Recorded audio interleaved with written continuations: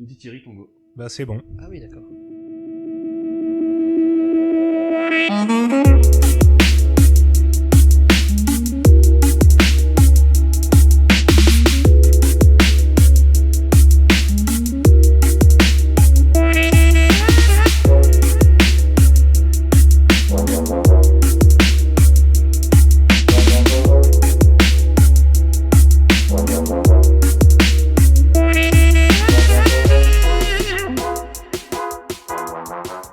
Et bonjour et bienvenue dans ce nouveau podcast Friendly Fire.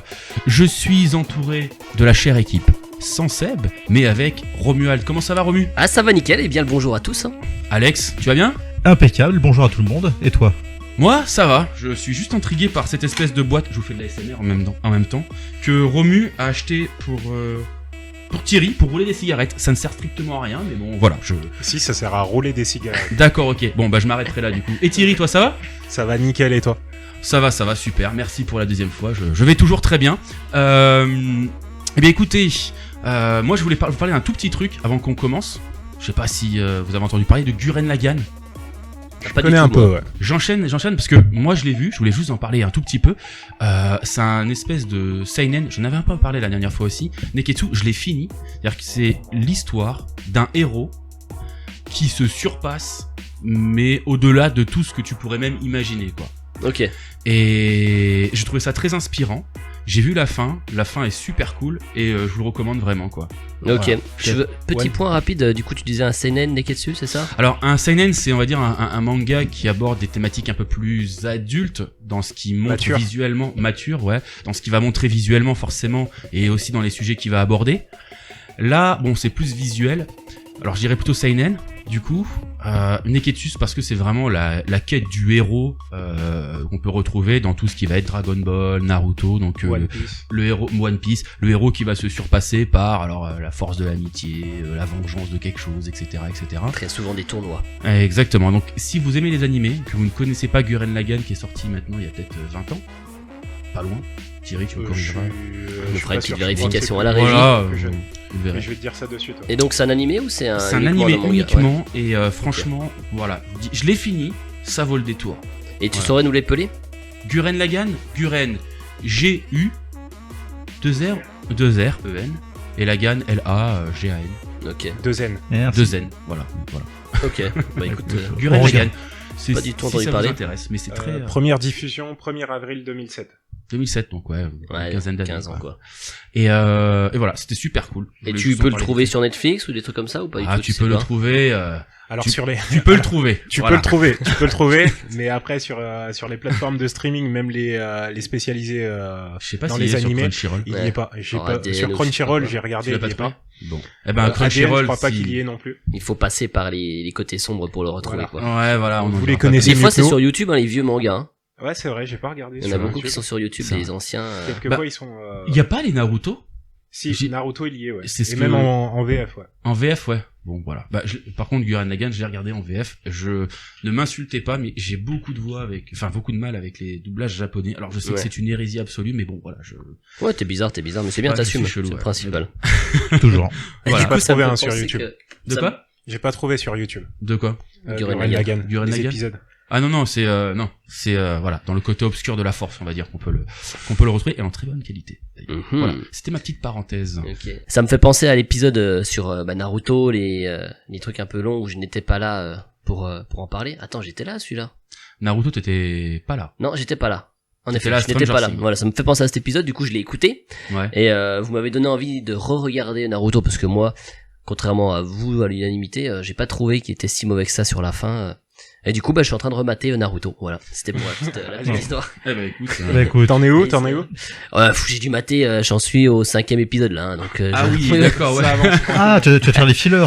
Bon courage. Ah oui, oui, je vais tout faire, bien Et tu sûr. commences Naruto ou Naruto Shippuden Non, Naruto. J'ai Ah. hésité, je me suis dit, ah putain, je vais me mettre Shippuden direct. Mais non, je me rappelle, le kiff quand tu passes de Naruto, de la fin de Naruto à Naruto Shippuden, c'était trop bien quand il revenait là. Les premiers Ouais, épisodes plus sont âgé, incroyables. plus Ouais, ça m'avait un peu Ouais. fait ça avec One Piece aussi, tu sais, quand ils partent pendant 2 ans, ils sont tous divisés. Je suis trop loin. Aux quatre coins en One Piece, je dois être au 400e épisode moi. Donc D'ailleurs, One Piece, j'ai démarré. Hein, je commence. Allez, courage. Je suis néophyte. One l'animé, Piece. tu mates? Ouais. Ok. Animé sur Crunchyroll et donc ouais, je fais mon petit voyage petit à petit, j'avance et beaucoup de longueur quand même. Ouais. Tu vois. En plus, t'avances petit à petit. T'es fier de toi. Tu te dis j'ai fait 10 épisodes. Ouais. Il en reste toujours 900 derrière à faire. Non, ouais, c'est Alors ça. je vais te donner une astuce. Il y a un site qui a fait un One Piece Kai. C'est pas exceptionnellement bien fait dans le sens où vraiment ils enlèvent les scènes et du coup bah tu sais des fois ça te fait des cuts bizarres, Ouais. mais ça se regarde très très bien. T'as vraiment toute l'histoire, t'as toute la hype et je te le conseille si vraiment tu veux pas tout mater parce que c'est vrai que c'est quand même assez long One Piece. Non, moi je veux l'expérience. Mais originelle. après voilà. Bon, en tout cas les gens les gens le Le sauront. voyage sera long, dur et périlleux. Ah ouais parce que là il faut rattraper. Hein. Et du Moi à coup, chaque fois je m'y remets mais ouais compliqué. vous connaissez un peu Crunchyroll parce que tout le monde en parle, je me suis jamais vraiment intéressé au Ouais, sujet. j'ai mon petit frère qui m'a passé son compte, c'est Ouais. comme ça que je me suis lancé dans One Piece. Et Et y a pas une histoire qu'ils ont racheté ADN ou ADN les a rachetés ouais, devait y avoir il doit Une y avoir fusion. une fusion. Ouais. Je sais pas qui a racheté qui Ouais. qui rachète Bon, qui. peut-être que la régie peut nous dire du coup, on va regarder Ouais, ça la juste régie, après. la régie regarde ça. Et du je coup- sais que la maison mère, ouais, c'est Sony. Ouais. Et que eux, du coup, ils essayent de rentrer dans le marché du streaming. Et pour rentrer dans le marché du streaming, du coup, ils misent tout sur les animés. Ouais. Ce qui est pas plus con. C'est exactement. Ok. Et toi, tu trouves que c'est en termes d'ergonomie? Attends, voilà. Est-ce qu'on se situe plus sur un Netflix, un Amazon Prime qui est dégueu, ou entre les deux? Je parle pas du contenu. Je parle juste de la présentation, de l'accessibilité. Non, quoi. L'ergonomie, c'est quoi, ouais. différent. Ouais, l'ergonomie. C'est largement différent. C'est plus un. Un peu comme YouTube, je dirais. Ouais, moi. c'est ça. D'accord. C'est plus YouTube. Il y a des trucs qui va manquer. Après, je sais pas si c'est le compte de mon petit frère qui fait ça, mais par exemple, c'est que de la VO. En tout cas, sur One Piece, c'est que de la VO. J'ai regardé que One Piece. Donc pour un mec comme moi qui suis pas un puriste, voilà quoi. Ok. Non mais c'est vrai, je Il reconnais. se clash lui-même. Hein, vous Ah avez non, mais les gens remarqué. m'insultent, hein, j'en ai rien à foutre, mais bon, c'est compliqué quoi. Non, rajoute pas alors. J'ai fait quand même les One Piece parce qu'à l'époque je lisais je lisais le manga et tout. Et quand les épisodes sortaient, je les regardais en VO forcément. Mais voilà, je trouve qu'avec le temps, j'ai un problème, je trouve ça un peu surjoué, etc. Alors ça mais peut c'est être marrant, surjoué. mais en fait ça me fatigue quoi avec le temps. Mais Mais bon. justement, c'est ce qui fait l'âme, je trouve. C'est Ouais, comme, non, bien sûr. c'est vraiment un peu du théâtre. Hein. Moi, j'assimile ça justement au théâtre. C'est un surjeu, mais d'ailleurs, c'est bête à dire, mais les films asiatiques sont aussi dans cette veine-là. Hein. Ça dépend, toujours je un trouve que peu le cinéma dans le coréen film, l'est ouais. moins que le cinéma japonais par exemple. Alors, Ouais, t'as pas il y dû a voir tellement la de série. nuances, Je sais pas tu si vois, t'as déjà mais- entendu parler de cette série qui a fait un peu le buzz l'été dernier là, où ils se font tuer. Ils sont dans une espèce de prison. Ils sont une centaine, je crois. Ah oui, attends, comment elle s'appelle déjà? J'ai même plus le nom. Mais si. Euh. Mais oui, la série qui a cartonné. Squid Game. Squid Game. Merci. Alors je l'ai Ouah, pas vu, putain, j'avais oublié j'attends le nom. que je l'ai pas vu. Mais ouais, Squid Game, c'est clairement du surjeu tout le long. Hein. Et c'est coréen si je dis pas de bêtises. Ouais, c'est quoi. Ok. Mais bon, ouais, en tout cas voilà. Pour moi, ça va avec l'âme du bordel. C'est du surjeu, oui, mais c'est comme ça que c'est fait et c'est Ok. comme ça que les dessins sont faits aussi. C'est pour ça que quand tu regardes en VO, c'est beaucoup plus logique ce qui se passe à l'écran que ce que t'as en VF, quoi. Ça fait une dissonance, je trouve. Ah, moi, après, je crache pas sur ceux qui regardent en VO. Attention, absolument pas pas. du C'est juste que, bon, on voilà. débat. C'est même pas un débat, là, pour le coup, hein. C'est juste, on discute un peu du sujet, mais c'est vrai que, Ouais. moi, je trouve qu'on a des bons doubleurs en France.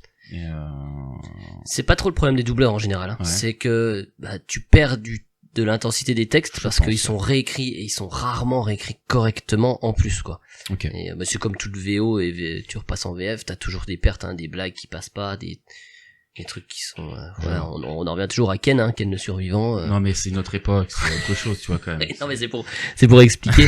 Ceux qui ne connaissent pas Ken, c'est un vieil animé qu'on regardait quand on était gosse et à la base donc c'était des mots japonais, hein, Okuto no Ken, par exemple les prises.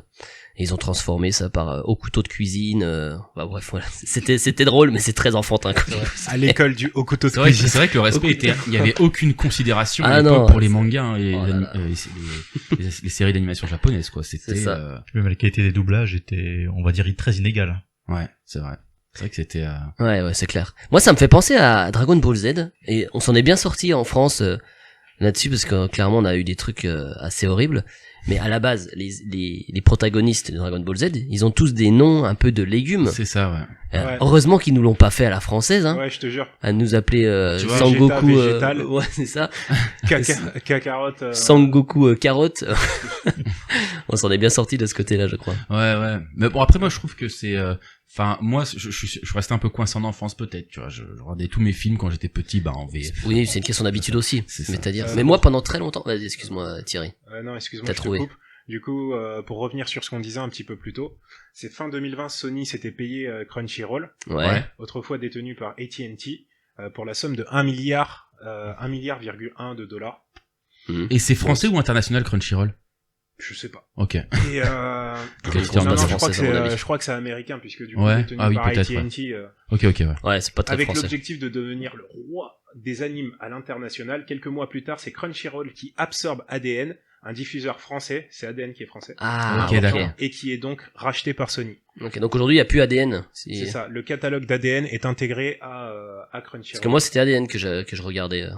Ok. Parce que l'avantage, c'est qu'il y avait des épisodes gratos. Ok. C'était très bien. Et c'est combien l'abonnement à Crunchyroll? Je crois que c'est 6,99. Franchement, c'est clairement honnête, je trouve, pour ce qu'ils 6,99 proposent en termes de du coup. qualité. Ouais. Ok. Ouais, c'est, après, moi, je sais pas, je suis de retour dans ma période d'animé. J'ai fait Black Lagoon, que je lisais en Ah manga à une putain, certaine je me époque, rappelle plus de ça. qui est super bien, mais bon, la dernière saison est un peu rushée, il y a que 6 épisodes, etc. Par Ouais, quoi, Furen Black Lagoon. Lagoon? Black Lagoon. Lagoon, C'est pardon. en fait, c'est, un employé japonais qui se fait un peu trahir par sa boîte et qui se retrouve en Asie du Sud-Est, dans une boîte dans une équipe qui fait du transport de choses plus ou moins légales, et ça parle de mafia sur une île, Ouais, je connais pas du tout, en fait. sur une île où il y a que des mafieux. Voilà. Vraiment, je reste très succinct. Et bah voilà, c'est des problématiques qui sont plutôt sérieuses, etc. Là, c'est un pur seinen. Ouais. Et je lis en manga, et puis voilà, je me suis. L'anime est d'ailleurs- bien, les 2 premières saisons sont cool, et la dernière, bon. On va faire un petit tour de table. Qu'est-ce que vous conseilleriez en tant qu'animé si vous devriez essayer de convaincre quelqu'un que les animés c'est bien? Est-ce que quel animé vous donneriez comme ça Ça dépend qui. en premier? Parce que tu sais, ça Ouais. dépend de la personne à qui Ouais, tu c'est t'adresses clair. quand même, quoi. Ok. Mais de façon générale, je conseillerais Samurai Champloo. À Samurai quelqu'un qui est Champloo, ok. en fait quelqu'un de mon âge, parce que tu sais, des fois dans notre génération, là, ils sont complètement passés à côté, etc. Mais quelqu'un de mon âge, etc. Je conseillerais Samurai Champloo parce que c'est un manga qui fait quand même des ponts entre l'art hip-hop, tu vois, Ouais. parce que c'est toute la BO, c'est que ça. Oh, c'est vrai que la Voilà. BO est Et le côté un peu, on va dire authentique, médiéval, période Edo du Japon. Et c'est à la fois très moderne dans sa façon de. Il y a ouais. beaucoup du d'anachronie, mince. Anachronie. L'anachronie où ils vont dire des merde, tu vois, alors que c'est Oui. Japon féodal. Ouais, mais c'est vrai qu'elle c'est connu pour ça.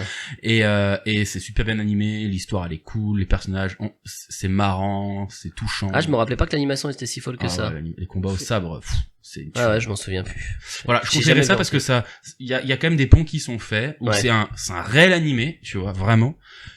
En plus, qui se passe au Japon, mais qui te permet à quelqu'un qui est complètement néophyte avec ça, peut-être de. Mais c'est vrai que t'as aussi l'histoire aussi, hein. T'apprends un petit peu d'histoire du Japon Oui, en alors, regardant. c'est- Bon, c'est. Ouais, avec les petits encarts racontés par le commissaire. Ouais, Ouais. c'est vrai. C'est office de narrateur. Mais ouais, c'est ça. Ok. voilà. Ok. Alex, toi, t'en as quelque chose qui te viendra en tête comme ça là? Alors, j'ai pas tant d'animés que ça que j'ai pu voir. Je recommanderais pour le côté spectaculaire de l'Attaque des Titans, notamment les premières Ok. saisons. Ouais. Notamment pour l'évolution de l'environnement qui a été, je trouve, très bien rendue. Ouais, c'est vrai. C'est vrai. Pareil, très D'accord. belle animation aussi. C'est ça. Mais par contre, faut aimer l'action et les combats. Ouais. Sinon, effectivement, dans le cas contraire, du coup, je recommande pas l'Attaque des Titans. Ouais. Et puis c'est quelque chose à suivre. Hein. Il y a une histoire, une intrigue très complexe. C'est ça aussi. Au oui. tout début, pas trop, mais très vite. T'as vite fait de t'emmêler les pinceaux dans l'histoire si tu suis pas. Ok. Thierry, t'as un truc en tête toi? Pour être honnête, ça fait un petit moment que j'ai arrêté de regarder des animés. Ouais. Donc là, comme ça, j'aurais pas en tête. Mais les animés qui ont marqué mon enfance, ça va être surtout ceux qui passaient dans la case de Canal+. Je sais pas si vous vous Ah, rappelez de cette l'ancienne. émission. Ah, Donc ça va être Full Metal Alchemist, ça va être GTO, ça va être c'est vrai que Samurai GTO c'est Champloo. super accessible. c'est clair. Ouais, c'est très ça c'est fait très partie drôle, des animés c'est où mature. T'es pas obligé d'avoir vu tout. Enfin, tu peux tomber sur un épisode un peu au Ouais. hasard, ça passe quand même. Parce qu'il y a ce C'est côté des un peu petites tranche histoires. de vie où le professeur va rentrer. Enfin, t'as quand même des petits arcs, mais c'est vrai que tu peux chaque épisode va se concentrer sur un élève et sa problématique, les problématiques Ouais. qui sont quand même assez matures. Donc du coup, c'est vrai que GTO pour rentrer dedans, ça reste quand même un délire, mais c'est un animé que je pourrais c'est conseiller. accessible quand même, je trouve. Non? Dans le délire, ce que je veux dire, c'est hyper accessible, Ouais. mais ça reste quand même un délire, tu vois, avec les gueules particuliers, le mec qui fait des chutes de 3 étages, mais qui se Ouais. relève comme si de rien n'était, C'est- tu vois, c'est, Ouais. faut rentrer dedans quand Faut même, tu vois. accepter, oui, c'est vrai. C'est vrai qu'il y a un côté cartoon, il y a un côté hyper mature et hyper cartoon dans les animés, et je sais que ce grand écart qu'il peut y avoir, Ouais. ça peut en rebuter certains, tu vois. Ouais, Complètement. c'est vrai. Et, Ouais, c'est pas une culture qu'on a forcément. C'est ça. Aujourd'hui, on se l'est apprivoisé en France, on se l'est vraiment apprivoisé, mais je peux comprendre ceux qui arrivent pas du tout à rentrer dedans. Une quoi. certaine génération se l'apprivoisait, mais Ouais. c'est quand même pas général. Ouais, non. c'est ça. Ouais, Mais c'est c'est ça. vrai que. Et toi, Romu, du coup, rapport, franchement, pour moi, l'animé qui est le plus facile à regarder en tant que néophyte et qui te fait aimer les animés facilement, je pense que c'est Death Note. Il est pas long, contrairement à beaucoup d'animés. 50 épisodes, je crois. Même pas 35, je crois, un truc de même. Ouais. Ouais, 35, avec 2 parties. C'est une histoire vraiment très cool. L'histoire est vraiment cool. le manga est fou. Hein. Et puis le manga, ouais, j'ai Le jamais lu premier le tome manga. du manga, ils sont fous. J'ai vu que l'animé, plein de fois, mais j'ai vu que Ouais. l'animé. Et puis oui, voilà, non, si Death Note c'est facile à regarder, si vraiment ça te plaît pas, bah c'est pas trop long. Et puis mais ce qui est fou, c'est que ça te montre un peu ce que l'animation peut faire, parce que ça, les scènes mythiques, c'est un gars qui écrit dans un cahier, hein. Et pourtant ils t'en font des moments d'action de ouf, alors que le gars il est en train d'écrire dans un cahier, quoi. C'est incroyablement bien ça, fait. j'avoue, ça c'est la mise en scène. Ouais, voilà, c'est la mise en scène, la réal, elle est C'est ça. à la japonaise. ouais. Même C'est quand vrai ils que font juste des un mec mangas qui sur la écrit dans un cuisine. cahier, t'as l'impression qu'il se passe vraiment un truc de fou, tu vois, c'est la bataille des Avengers. En fait, C'est il clair. est juste en train Ouais, d'écrire t'as un une prénom. intensité, alors que le gars il écrit dans un Non, cahier, mais quoi. ils sont très forts pour ça, je trouve, les Japonais, en tout cas, dans leur création Ouais. sur les mangas Pas et les tous, animés. mais Bah, typiquement, t'as des mangas de cuisine qui vont te foutre la dalle. Putain. Tu vas avoir des mangas ou des animés de fou, tu comprends qu'ils jouent leur vie. Enfin voilà, tu sais, en fait, ils savent très bien faire, ressentir les tensions. Ouais. Tu vois. Ouais, la plupart du temps, hein, bien entendu. Bah, tu vois. en général, quand ça perce, c'est que justement, c'est très bien fait. Ouais. C'est un ensemble de choses complètement. Ouais. C'est vrai. Ah, tu me fais penser au manga de bouffe. Il y en a 2, Food Wars, Ouais. qui est vraiment cool. Ouais. C'est super bien fait, c'est beau. T'as envie de bouffer tout ce qu'ils te font. Et Toriko, je sais pas si vous connaissez ça. Mais Toriko. Ah, si. Mais C'est ça, un espèce de One Piece. c'était un manga fleuve, ouais. Ouais, c'était un manga fleuve, ouais. Mais ça s'est Pas arrêté excep- ou pas? Ouais, ça a arrêté depuis longtemps. Mais pareil, ouais, c'est trop bien fait. C'était vraiment une super idée, quoi. Début, vu sur le papier, c'est pas, je me dis ok, vite fait, quoi. Et en fait, non, quand t'es plongé dedans, c'est très bien fait, ça te Mais donne envie de c'est bouffer, en pareil. gros, c'est dans une société, c'est un monde qui tourne que autour de la bouffe, tu vois. Et t'as un chasseur de monstres C'est qui est ça. accompagné d'un cuisinier, tu vois. Et le chasseur, de mémoire, c'est ça, hein, c'est Ouais. très longtemps. Et le chasseur de monstres, il est trop fort, tu vois, et il va buter des trucs. Et C'est ça. le cuisinier à côté, il va te cuisiner ça, il va t'expliquer les ingrédients avec quoi faut l'assaisonner, et ça va te foutre la dalle. Alors que les trucs à la base, mais on parle de Triceratops, je sais pas, t'es des trucs qui n'existent Ouais, pas. c'est des monstres, ouais. Ouais, c'est vraiment des monstres, quoi. Bon. Qui sont chassés parce que c'est plus c'est dur à chasser, plus c'est bon, quoi. Tout C'est simplement. ça, c'est ça. Voilà, du coup, petit aparté sur la bouffe. Mais Nickel. ouais. C'est vrai qu'il y en a pour tous les goûts, hein, des mangas, des animés. C'est ça qui est bien avec les animés aussi, et c'est pour ça que je pense que ça plaît aussi pas mal en France.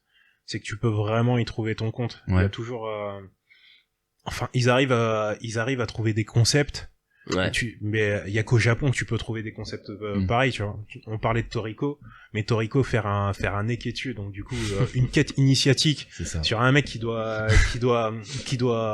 faire le menu parfait, le menu Ah, c'est d'un ça, restaurant c'est- parfait. Tu vois, tu te dis, et dans un monde où tu dois te taper contre des beefsteaks géants, enfin des Des monstres. Triceratops que tu dois cuisiner et tout, tu te dis, bah, il y a qu'au Japon en vrai que tu peux faire ça, tu vois. Mais eux, ils ont une grosse culture de la bouffe, hein. Ah, bah, Ouais, aussi, Même- ouais. Même dans Dragon Ball Z, hein, d'ailleurs. Ouais. À la base, ils chassent des trucs énormes. Ouais, mais là, il y a Des vraiment le côté T-Rex. cuisine, tu Mais vois. oui, il y a oui. vraiment le côté, Ouais, exactement.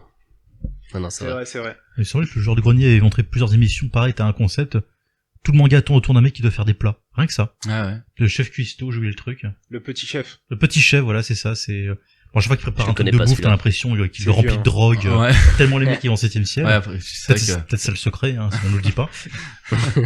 mais c'est vrai que ils sont pas mal. C'est vrai que ça marche mieux. C'est vrai, quand tu vois ça, tu te dis, mais ils ont tout fait, quoi, Ils sont forts, hein. Ils sont très très forts, hein, les Ah gars. ouais. Je pousse un peu, mais c'est quoi le concept enfin le manga le plus perché que vous ayez jamais vu? Waouh. Alors perché, Wow. en fait celui qui va vraiment loin pour moi, mais justement c'est plus un CNN. Ça dépend dans quel domaine. Mais c'est pas si perché que ça dans l'absolu, mais franchement il va loin et c'est très psychologique. C'est Psycho Pass. Ah Je suis en ouais. train de le regarder. C'est vrai? Ouais, Je ouais. le trouve si, incroyable, je l'ai vu il y a ce- longtemps, ouais. Alors j'ai vu que l'animé, pareil, mais ouais j'ai C'est un manga vraiment là-bas ou kiffé. c'est qu'un anime? Non, à la base, je crois que c'est un animé. Ah, ok. Après, ouais. ils en ont fait un film, ensuite un manga. Et après, je crois qu'il y a eu une suite où je Je sais sais plus. même pas. Ouais, c'est vraiment que l'animé que j'ai vu. Et franchement, putain, j'ai kiffé. Et j'ai été surpris de... Il y a très peu de gens, en fait, qui le regardent entier. Ils décrochent vite. Bon, après, voilà, c'est très Ouais, psychologique. je l'avais c'est pas fini. Je m'étais c'est- arrêté à 3 épisodes de c'est la pas, fin. c'est pas, c'est Ok. pas un truc pour les enfants, quoi. C'est clair que c'est pas accessible. Ok, ok. Moi, j'ai pas comme ça, parce que tordu, bien sûr. En fait, moi, je montre One Piece à ma mère, elle va rien comprendre. Bien sûr. Tu vois, non, mais voilà, si Le on gars, il peut a s'arrêter bouffé là, un tu vois. fruit, il a des bras élastiques. C'est Non, quoi ce mais- bordel Ah, puis même, tu vois le design des personnages, Ah ça ouais. n'a aucun sens. Enfin, bon. Ah, puis ça vieillit, hein. Tu Ça prends les dépend. premiers épisodes. Ah, c'est clair. Ils ont jamais été bons, d'ailleurs, au début de tout ce que j'ai vu, moi. L'animation, elle est pas folle, quand même, Ah, sur elle One est- Piece. Elle est naze. C'est la Mais- partie où j'en suis là, mais. Mais en plus de ça, le dessin, alors en soi c'est pas très grave, hein, tu peux avoir des dessins très moches, on s'en fout. Si c'est bien fait derrière, mais ils ont quand même ils ont toujours eu un retard sur l'animation. Ok. Par contre, ils sont One rattrapés Piece. sur les derniers épisodes. J'ai vu des. Mais c'est ce qu'on m'a extraits, dit. On m'a dit que J'ai c'était. vu des No extraits. spoil. Déjà le. Là, les Déjà gars. le design, le nouveau design qu'ils ont, je le trouve magnifique. La direction artistique, elle est Ouais, magnifique. l'évolution Elle est qu'il y a eu. beaucoup- Ah ouais. Elle est beaucoup plus colorée. Il y a beaucoup plus d'effets spéciaux, d'effets de lumière, de machin et tout, tu vois. Bah là, ils approchent de la fin. Ah Euh, si, j'en ai un autre en tête. Vas-y, je te laisse finir. Et Thierry. non, franchement, je trouve que sur la fin, c'est beau, c'est très très beau. Par contre, là, la partie où j'en suis, moi, j'en suis encore au tout début. Pour vous dire où j'en suis à l'arc d'Alabasta. Pour ceux qui voient avec Vivi dans le désert et tout ça. Putain, moi c'est ça le problème, c'est qu'en plus, je fais tellement des grosses pauses que je me rappelle même plus les noms après. Petit moment ASMR. Donc, Mais oui. et là, par contre, ouais, ça vieillit, hein, ça vieillit. Les personnages sont rectilignes. Ah ouais, l'animation, Ça a vieilli. Hein. l'animation, c'est des fois tu te demandes si vraiment il y a de l'animation. Après, ça fait le taf, hein, c'est ce que font les Japonais, tu vois. Mais voilà, tu vois que on va prendre un dessin, on va faire un tracking Chine. dessus. Il y a pas vraiment d'animation. Ah, c'est Avec beaucoup de dessins travelling Ouais. à l'ancienne. Hein. C'est clair. Et donc du coup, bon ben, ça se regarde, mais bon, fan d'animation, faites attention. Quoi. Ouais. Oui, voilà, on parle bien d'animation. Et du coup, j'ai pensé à un manga. J'ai oublié le nom encore une fois, putain. Ah si, non. Mince. JoJo's Bizarre Adventure. Ouais, alors là, c'est... Là, on est un peu perché Ça, aussi. c'est une source de même inépuisable. Hein. Mais c'est le dessin qui est perché, c'est Ouais, ouais. l'animation. J'ai jamais enfin, réussi à rentrer dedans. c'est vrai? Ah ouais, je te jure. C'est pas étonnant. Hein. C'est pas étonnant. C'est vrai que ce manga est vraiment cool à regarder parce que, bah, comme on disait tout à l'heure, c'est la direction. Enfin, non, c'est la mise en scène. Les mises en scène, elles sont incroyables, les poses, etc. Et du coup, bah, faut savoir que le même studio a refait Captain Tsubasa. Olivier Tom. Ouais, exactement. Ah, ils ont refait... Ils ont refait et t'as leur mise en scène dedans, c'est incroyable. Ah ouais? Ah ouais, Ah, c'est mais en incroyable. Toujours les... En plus, Olivier Tom avec la Alors, mise justement. en scène avec la mise en scène de Jojo, parce que Jojo ça part très vite Ouais. dans le trop, tu vois. Pas négatif, mais vraiment trop lover, tu vois. et donc du coup, moi je vois bien les. Par contre, j'espère qu'en VF ils ont gardé les noms VF, mais je vois trop les tirs de l'aigle, etc. avec Ah la non, visage- franchement, ouais, de je ouf. vous le conseille quoi. J'ai pas réussi à tout regarder parce que bah mine de rien, c'est des histoires qu'on connaît déjà et malgré cette mise en scène qui est incroyable, bon, on tourne vite en rond quand même. Ouais. On connaît déjà un peu tout, voilà. Mais je le conseille vraiment, ne Ok. serait-ce que pour comprendre ce que c'est que la mise en scène quand c'est bien fait. Tu compares les anciens et les nouveaux, ouah, c'est incroyable à regarder. Ok. C'est vraiment cool. D'accord. T'as maté toi, Alex, quand t'étais jeune, Olivier Tom ou Capitaine Tsubasa? Olivier Tom, vite fait. Et la deuxième que tu m'as citée ne me dit rien par contre. Jojo Bizarre C'est Adventure. non, Capitaine Tsubasa? Non, Ouais, ça c'est la même chose en fait. C'est le nom. Chose bizarre, non pareil, je Ah pas. oui, JoJo's Bizarre Adventure, t'as pas Ouais, vu non c'est plus. ça. Et, Mais ça c'est normal. Ouais, ça m'étonne pas. C'est mais pourtant, c'est un manga qui est archi culte. Hein, à la Ouais, base, ouais. hein. très très culte, Ouais. mais Non, non, bah, non. dans la c'est vrai sphère, que c'est... dans la sphère manga C'est quoi. vrai que c'est particulier. Bon. Ok, Mais- ok. Écoutez, moi j'avais Alex, juste avant là, il me parlait de quelque chose qui était assez intéressant sur les séries médiévales fantastiques. Bah, Je sais pas si... oui, écoutez, on va avoir un petit cru cette année entre, alors pas Game of Thrones, mais une sorte de préquel à Game of Thrones qui se passe 150 ans avant. Ok. Je crois que c'est, alors j'ai plus le nom, je crois que c'est le Règne du Feu, Fireblood. Enfin, j'ai plus le nom en tête de la série, honte à moi. J'ai même pas entendu parler, quoi. Et il y a également donc une autre série basée sur l'univers du Seigneur des Anneaux, qui est également un préquel qui se passe pour le coup quelques millénaires avant. Ah oui, c'est vrai. Voilà, qui se passe notamment, si la mémoire est bonne, au second âge. Donc, Au second âge. Ah oui, d'accord, oui. Sachant que c'est le troisième âge dans la série, dans les films, etc. Ah bah j'ai dit quelques millénaires avant. Ouais, non, c'est putain. Voilà, donc du coup je pense qu'il y aura pas grand monde du casting de base, à part Galadriel qui est souvent mise en avant, puisque c'est un des seuls personnages connus qui est là. Ok. Voilà, donc sans compter que The Witcher marche plutôt bien, une 3e saison de ce que j'ai compris est en cours. Ouais.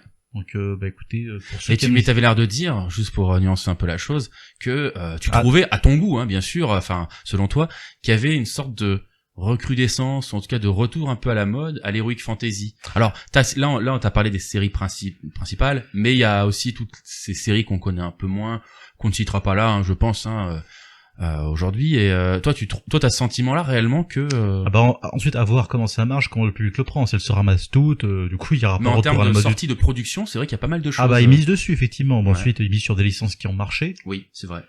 Complètement. Après, il y a une certaine logique aussi, hein, c'est ce qui marche bien en ce moment, donc ils vont en faire de plus en plus jusqu'à ce que ça marche plus. L'heroic fantasy, je trouve pas vraiment en fait.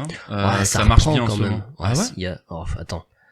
Il y a à part The Witcher, alors quelques jeux vidéo peut-être. Si, ça marche. Ouais. L'heroic fantasy, ça marche de fou. C'est pas pour rien que Amazon a investi $1 milliard sur 5 saisons de. Non mais. Mais cite-moi des exemples de Ring trucs. of Power. Ring of Power. Tu mets pas $1 milliard dans un projet où tu te dis ça va marchoter, tu vois. Non, moi je pense que c'est 1 milliard parce que c'est les Seigneurs des Anneaux. Et que le Seigneur des Anneaux, c'est... Ouais, mais ça reste de l'heroic fantasy. C'est les Seigneur fantasy, des Anneaux, pas Seigneur des Anneaux, ça reste de l'heroic pas fantasy. Là où je suis pas vraiment Netflix a misé sur The Witcher, ils ont même fait une WitcherCon pour The Witcher, ils ont demandé à ce qu'on fasse un DLC sur le jeu vidéo. C'est que forcément il y a un attrait. En tout cas, eux ils pensent qu'il y a un attrait dessus. Est-ce que le public est là? Ça a l'air d'être ça vu ce que dit Alex, puisque les 2 saisons de The Witcher a marché. Il y a eu le raz-de-marée qui a été la série The Game of Thrones. Il y a 2 spin-offs qui vont sortir sur Game of Thrones. On peut pas dire que l'heroic fantasy ça marchote. Alors après, moi je nuancerais la chose, c'est-à-dire que Seigneur des Anneaux, ça va plus être de la high fantasy. Ouais, après si oui, mais justement, après, en fait, faut pas nuancer. t'as quand même. Ouais, mais après si tu nuances, au final ça reste de l'heroic fantasy tout ça. Ouais. Parce que moi je mettrais même des trucs comme The Viking dedans. Ouais, il y a un peu de fantasy, mais il y a un peu de fantastique, mais est-ce qu'on peut appeler ça de l'heroic fantasy? Alors, non, justement, c'est pas du fantastique pour moi, mais ça c'est un peu dans la même veine de ce qui fait que, enfin, de ce qui marche un peu en ce moment, ces dernières années en tout cas. Moi, je le mettrais dedans. Moi, je trouve que, enfin, je suis pas vraiment d'accord parce que je J'ai trouve pas qu'il y a regardé. pas la même. Moi, à mon sens, en tout cas, le Seigneur des Anneaux, quand les trilogies étaient sorties, là, on surfait vraiment sur une hype de la fantasy, tu vois. Ouais. Avec toutes les productions qu'il y a pu y avoir, avec plus ou moins de succès. Je trouve qu'en fait, là, bon, il y a Game of Thrones, mais Game of Thrones, c'est de la fantasy quand même assez terre à terre, tu vois. Je trouve. Ouais, mais après ils vont pas tous faire de la même fantasy. Non, mais je dis pas. Mais je trouve que, en fait, Game of Thrones a hypé Game of Thrones, mais pas grand chose autour, en fait, tu vois. Typiquement, la série qu'on aurait pu comparer à du Game of Thrones, c'est plus par rapport à sa mise en scène, à la lenteur de ses intrigues, ça va être Viking, tu vois. À l'époque, on les opposait un petit peu, même si au final, il y en a un, c'est pas de la fantasy, l'autre, oui, tu vois. Je trouve qu'en fait, Game of Thrones, il a pas relancé la fantasy, il a relancé la hype autour de lui-même, en fait. C'est-à-dire que moi, je ne vois pas de film d'heroic fantasy. Je suis pas d'accord. Qui aurait, Je suis pas d'accord. La force de Game of Thrones, c'est surtout qu'ils ont, ils ont fait différemment dans la mort des protagonistes. C'est ça qui est un peu révolutionnaire, c'est ça. Oui, voilà, mais je veux dire, ça a pas relancé la hype de la fantasy. Il y avait ce soi-disant côté mature. Mais là où je suis pas d'accord, c'est que Game of Thrones, forcément, a relancé quelque chose, et pour moi, a relancé la fantasy. Ouais. C'est que, quand ça s'est terminé, les plateformes de streaming, elles sont toutes mises à produire quelque chose qui devait remplacer Game of Thrones, comme s'il y avait je vais faire un jeu de mots, mais voilà, ils voulaient reprendre le trône de Game of Thrones, tu vois. Merci. T'aurais pu nous faire en anglais par contre, Thierry. C'était fait sans cascade. Et du coup, ouais, mais est-ce que tu connais une de ces séries? Alors peut-être, tu vois, mais alors je veux dire, bien sûr, j'en connais. On les a cités. Il y a eu The The Witcher, Witcher. il y a eu. mais The Witcher, c'est bien après Game of Thrones, non? Ouais, c'est Bien bien après, après, mais c'était pour reprendre le truc, tu vois. Game of Thrones s'est terminé, pardon Thierry, en 2019. Ouais. Et il me semble que la série The Witcher est sortie très peu de temps après. Après, je me suis pas Peut-être 2 ans vraiment intéressé au contexte, tu vois, mais typiquement The Witcher, pour moi, c'était lié C'est de la merde. au jeu. Oui, vas-y, Tu vois. continue. C'est ça. Pour moi, The Witcher ne surfait pas sur Game of Thrones parce que rien que dans la construction narrative de la chose, mais ça n'a rien à voir. Non, Vous mais- serez forcément d'accord avec moi. Non, on peut toujours Par trouver des contre, différences. ça surfait sur le Geralt de Rive de The Witcher qu'on avait dans les jeux, notamment le 3 en fait. Non, Tu mais vois. ils ont fait coup double, c'est qu'ils se sont adressés à deux publics, à la fois un Bien public de gens qui avaient aimé le 3, et le 3 avait été un véritable raz-de-marée.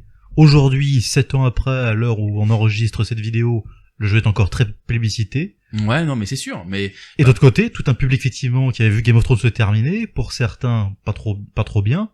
En fait, c'est simple à voir. Ils voulaient se créer une série. Autant prendre quelque chose qui avait déjà une hype. Ouais, donc mais ils ont sans pris quelque sport. chose qui venait Je suis du genre. d'accord, ouais. Voilà, c'est ça. je suis d'accord. Mais Et pour c'était moi, pas si Et fallait surtout, c'est enchaîner que, derrière, À la différence d'un Seigneur des Anneaux, où là effectivement c'est de la fantasy mais beaucoup plus lyrique et épique, Mhm. The Witcher comme Game of Thrones, ça aborde un côté très terre à terre, les personnages sont humains avec tous les vices que ça implique. Oui. Mais en tout cas, moi, je trouve que à l'heure où on est aujourd'hui, il n'y a pas tant de hype pour ça. Par exemple, tu vois, Walking Dead a lancé une hype de zombies. Tu vois, moi, une hype, c'est ça. C'est-à-dire que tout le monde fait Oui, mais- fait quelque chose, en tout cas, propose Ouais, ouais. quelque chose.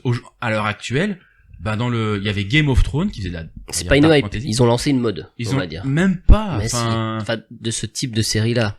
je suis pas d'accord. Mais là ça sort de tous les côtés, t'as Game of Thrones qui revient avec HBO, t'as Netflix T'as avec The 2 séries Witcher. Game of Thrones. Hein. C'est ça Puisqu'ils ont il y a pas Ah oui, il y longtemps. a celle avec Jon Snow que Voilà. que j'arrive.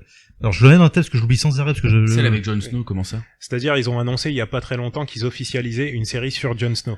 En plus de la série Comment on appelle House ça of, déjà Dragon, Attends, un sort- spin-off. Un spin-off. Mais merci. attends, une série Ouais. sur Jon Snow, mais qui se passe quand? On sait On ça. sait Bah pas après, encore, l'acteur ayant vieilli, ça va difficilement. Bien après, ok, d'accord. Ouais. C'est Mais ça. bon. Et Donc, moi, voilà. je trouve que, tu vois, Attends, t'as 2 séries Game of Thrones. T'as la série sur le Seigneur des Anneaux. Déjà, ça commence à Ouais, non, faire mais- pas mal, tu vois. je suis d'accord. Mais Est-ce moi, que ce que Star je dis, Wars c'est- ça va là-dedans? ce que C'est je de la dis- fantaisie en plus, Star Ce Wars. que je dis, c'est que, tu vois, comment dirais-je, ce n'est pas le Game of Thrones qui a lancé ça pour moi, qui a lancé ce C'est retour-là. quoi alors? Ben, c'est juste qu'en fait, on arrive avec Amazon qui a négocié pendant très longtemps avec avec la famille Tolkien qui lâche pas les droits de leur arrière, de leur aïeul comme ça, tu vois. Mhm. Et ils ont obtenu le fait de pouvoir faire justement des séries. Apparemment, il y a un bise où ils vont aborder une période qu'ils ont pas le droit de faire. On rentrera pas dans les détails là tout de suite. Ouais. Mais c'est par rapport au Seigneur des Anneaux. Typiquement par rapport à Bilbo le Hobbit. En fait, ils veulent reprendre ça, en fait. Oui, non, mais ils exploitent des Alors, licences qui marchent. Déjà, Il il y doit a falloir une- que ça- Voilà, mais c'est pas parce que Game of Thrones a fait une série qui a marché qu'ils se sont dit, tiens, nous aussi on veut un Game of Thrones. c'est ce que te disait Romu tout à l'heure. Tu vas pas arriver avec une toute nouvelle licence si tu veux faire Voilà. du chiffre. Mais c'est Tu vois, pas la donc mode du de coup- la fantasy pour moi. Donc du coup, si tu veux faire de la fantaisie, bah c'est toujours plus sécurisant pour ton argent de prendre un truc qui Mais bien marche sûr. déjà, qui paye déjà, tu vois, une licence qui paye déjà, tu vois. On est d'accord. Donc du coup, les mecs, ils ont payé la licence Seigneur des Anneaux parce qu'ils savent que c'est une licence qui mais attire, tu vois. évidemment, mais c'est pas ça. Le truc, c'est que c'est Mais, pas une mais mode le pour but, moi. pour moi, c'est clairement une mode. Ok, Ouais, c'est bah, clairement- moi je trouve que. Bah, le fait est que C'est c'est ça clair. qui lance. Alors du coup, ma question, ce sera pourquoi ils ont tous décidé de faire leur série fantaisiste. Je dis pas héroïque fantasy Fantastique. pour pas rentrer en Oui, fantasy. fantastique. Bon, Alors, non. je vais avoir besoin. Non, le fantastique, c'est quand t'entres un élément surnaturel dans le réel. Alors que la fantasy, c'est quand tout ton monde est fantaisiste. C'est ça. Et donc, du coup, Ok. dans ces cas-là, pourquoi tous les studios ont commencé post-Game of Thrones à préparer des séries? Pourquoi ils ont pas fait des films Seigneur des Anneaux dans ces cas-là? Mais Ils mec, auraient parce que pu. les droits c'est ultra cher, que Amazon Prime n'avait pas les moyens qu'ils ont aujourd'hui. Les Même gars, si ils c'est ont Amazon. payé $1 milliard Oui, bien sûr, pour mais 5 c'était- saisons. ils ont acheté- Tu vas me dire, ils ont ils ont acheté pas quand, les, les droits ils ont pas les moyens. Ils ont acheté quand les droits? Je vais trouver ça, mais il y a pas de En souci. 2000, je sais pas, 2018, 2019. Ouais, dans la pleine hype, peut-être. Je vais Peut-être trouver ça. peut-être par là, tu vois. Typiquement avant à Prime Video, alors même si c'est Amazon derrière, tu vois. Mm. Ben peut-être que ils avaient pas autant les moyens, en tout cas ils investissaient peut-être pas autant dans l'audiovisuel que à l'époque où le Seigneur des Anneaux est sorti, ou même Game of Thrones qui je rappelle est sorti il y a quoi, peut-être une décennie quoi maintenant, hein, les premières saisons, tu vois. 2011 la première. Ouais, avant 2013. À l'époque, il y avait, à part Walking Dead, etc., il y avait pas des séries, pas comme aujourd'hui, pas avec l'envergure d'aujourd'hui. Ouais. Alors on va te dire, oui, il y avait les Prison Break, les machins, les Lost, etc. Non, mais il y a qu'à voir aujourd'hui. C'était fait pour la télévision, c'est pas pareil. Voilà, il y a qu'à voir le nombre de personnes qui regardent Netflix, etc. On en discutera peut-être plus tard. On va revenir sur Netflix. Ouais. Bah ça n'a rien à voir aujourd'hui, tu vois. Et donc, moi simplement, c'est qu'il leur faut des séries avec des licences qui sont très fortes, tu vois. Et dans ces licences qui sont très fortes, bah t'en as pas 36 000 quoi. T'as The Witcher qui, je peux le concevoir, peut-être a voulu surfer un peu sur la mode Game of Thrones, mais qui est sorti quand même il y a combien de temps maintenant? La première saison de Game of Thrones c'est 2018 peut-être? 2011. Non, de la série. 2018, 2019. Ah, tu veux dire la première The Witcher, je crois que c'est 2019. Ouais, voilà, tu vois. Game of Thrones ça c'est fini quand? C'était avant le confinement, ouais. Game of Thrones ça s'est terminé en 2019. Voilà. Donc pour moi, tu vois, comment dirais-je, le temps de, je sais pas comment l'expliquer. Le temps de production, d'achat, parce qu'on parle quand même d'achat de licence, ça se fait pas comme ça, quoi. En fait, faut produire après la chose. Elle est vraiment liée au fait peut-être de se positionner sur un genre, sans forcément que ce soit une hype. Je sais pas comment l'exprimer. Vous vous rappelez quand Walking Dead est sorti? Je vois ce que tu veux dire.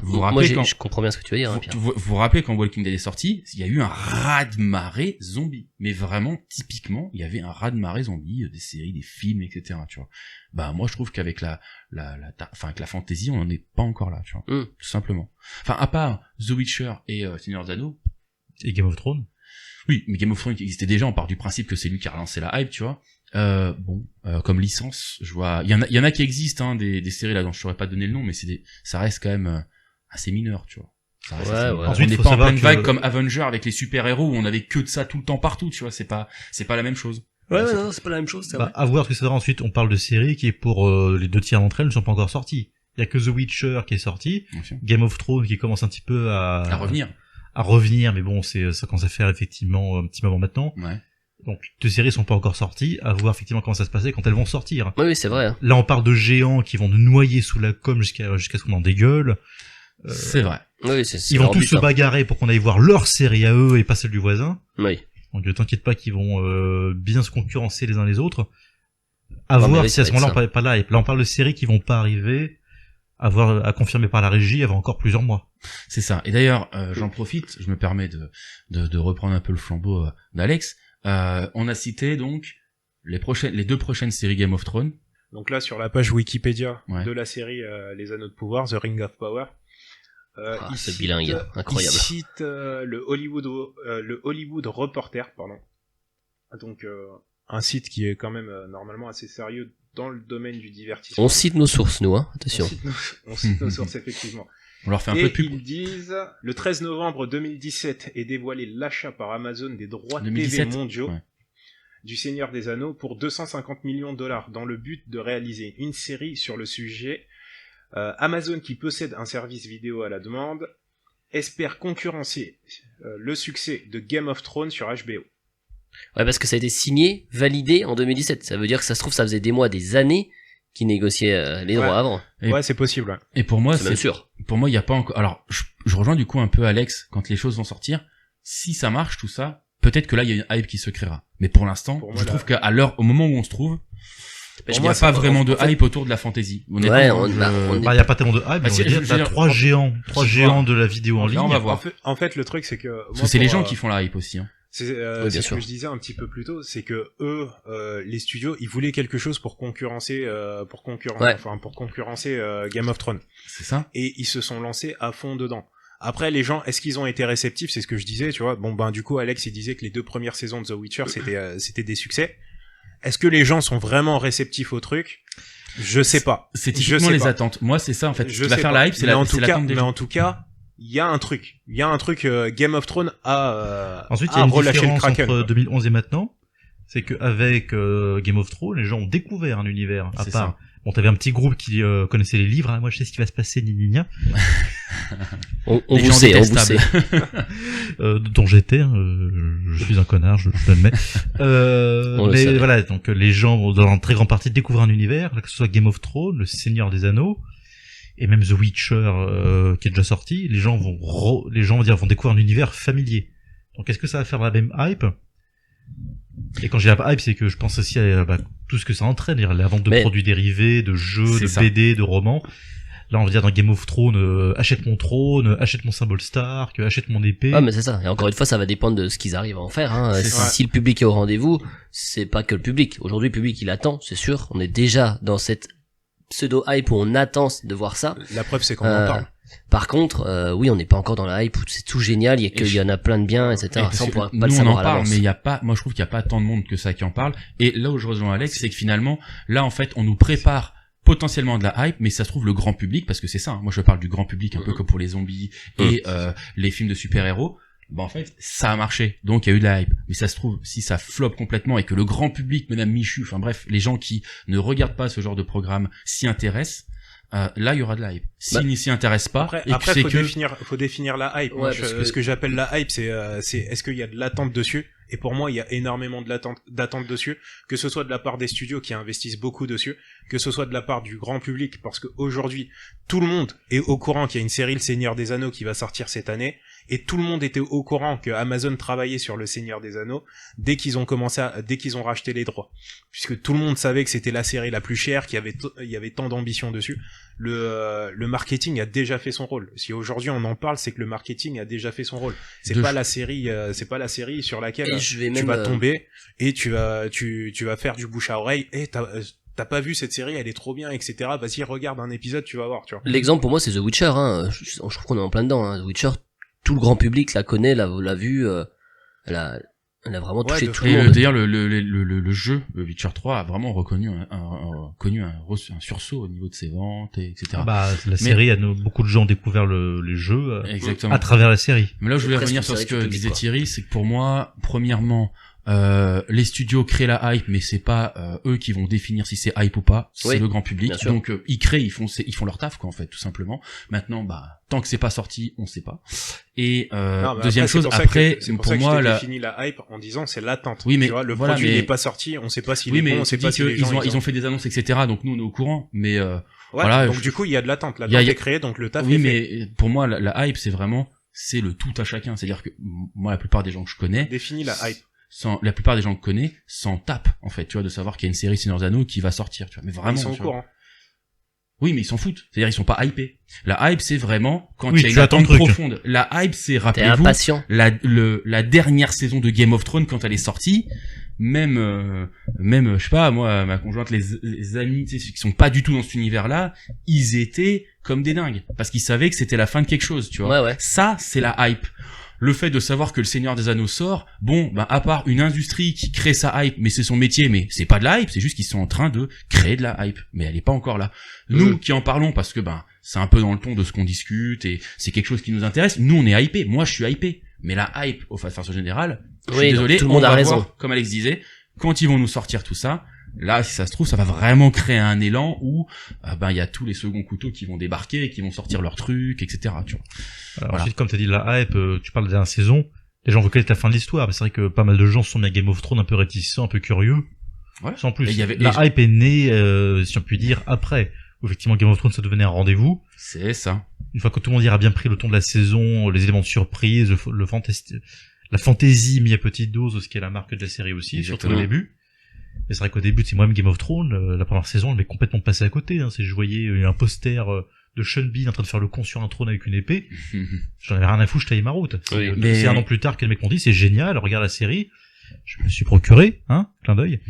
Mais la hype, tu vois, elle arrive au fur et à mesure. Là, c'est ce qu'on va voir, moi, je pense, avec tout ça. Et alors, je reviens sur ce que je disais tout à l'heure, justement. Je me rapproche du micro. Alex a cité donc 3 séries. Les 2 séries, là, qui vont arriver de Game of Thrones. The Witcher, saison 3. Et Seigneur des Anneaux. Et alors, comme ça, est-ce que un classement ou quelque chose, celle que t'attends vraiment de ces 3-là, et vous tous, en fait, et celle que vous attendez peut-être un peu moins ou... si je fais un classement, j'attendrais plutôt le Seigneur des Anneaux. Sans faire de classement, peut-être même, Non, j'attends le Seigneur des Anneaux avec curiosité. Ouais.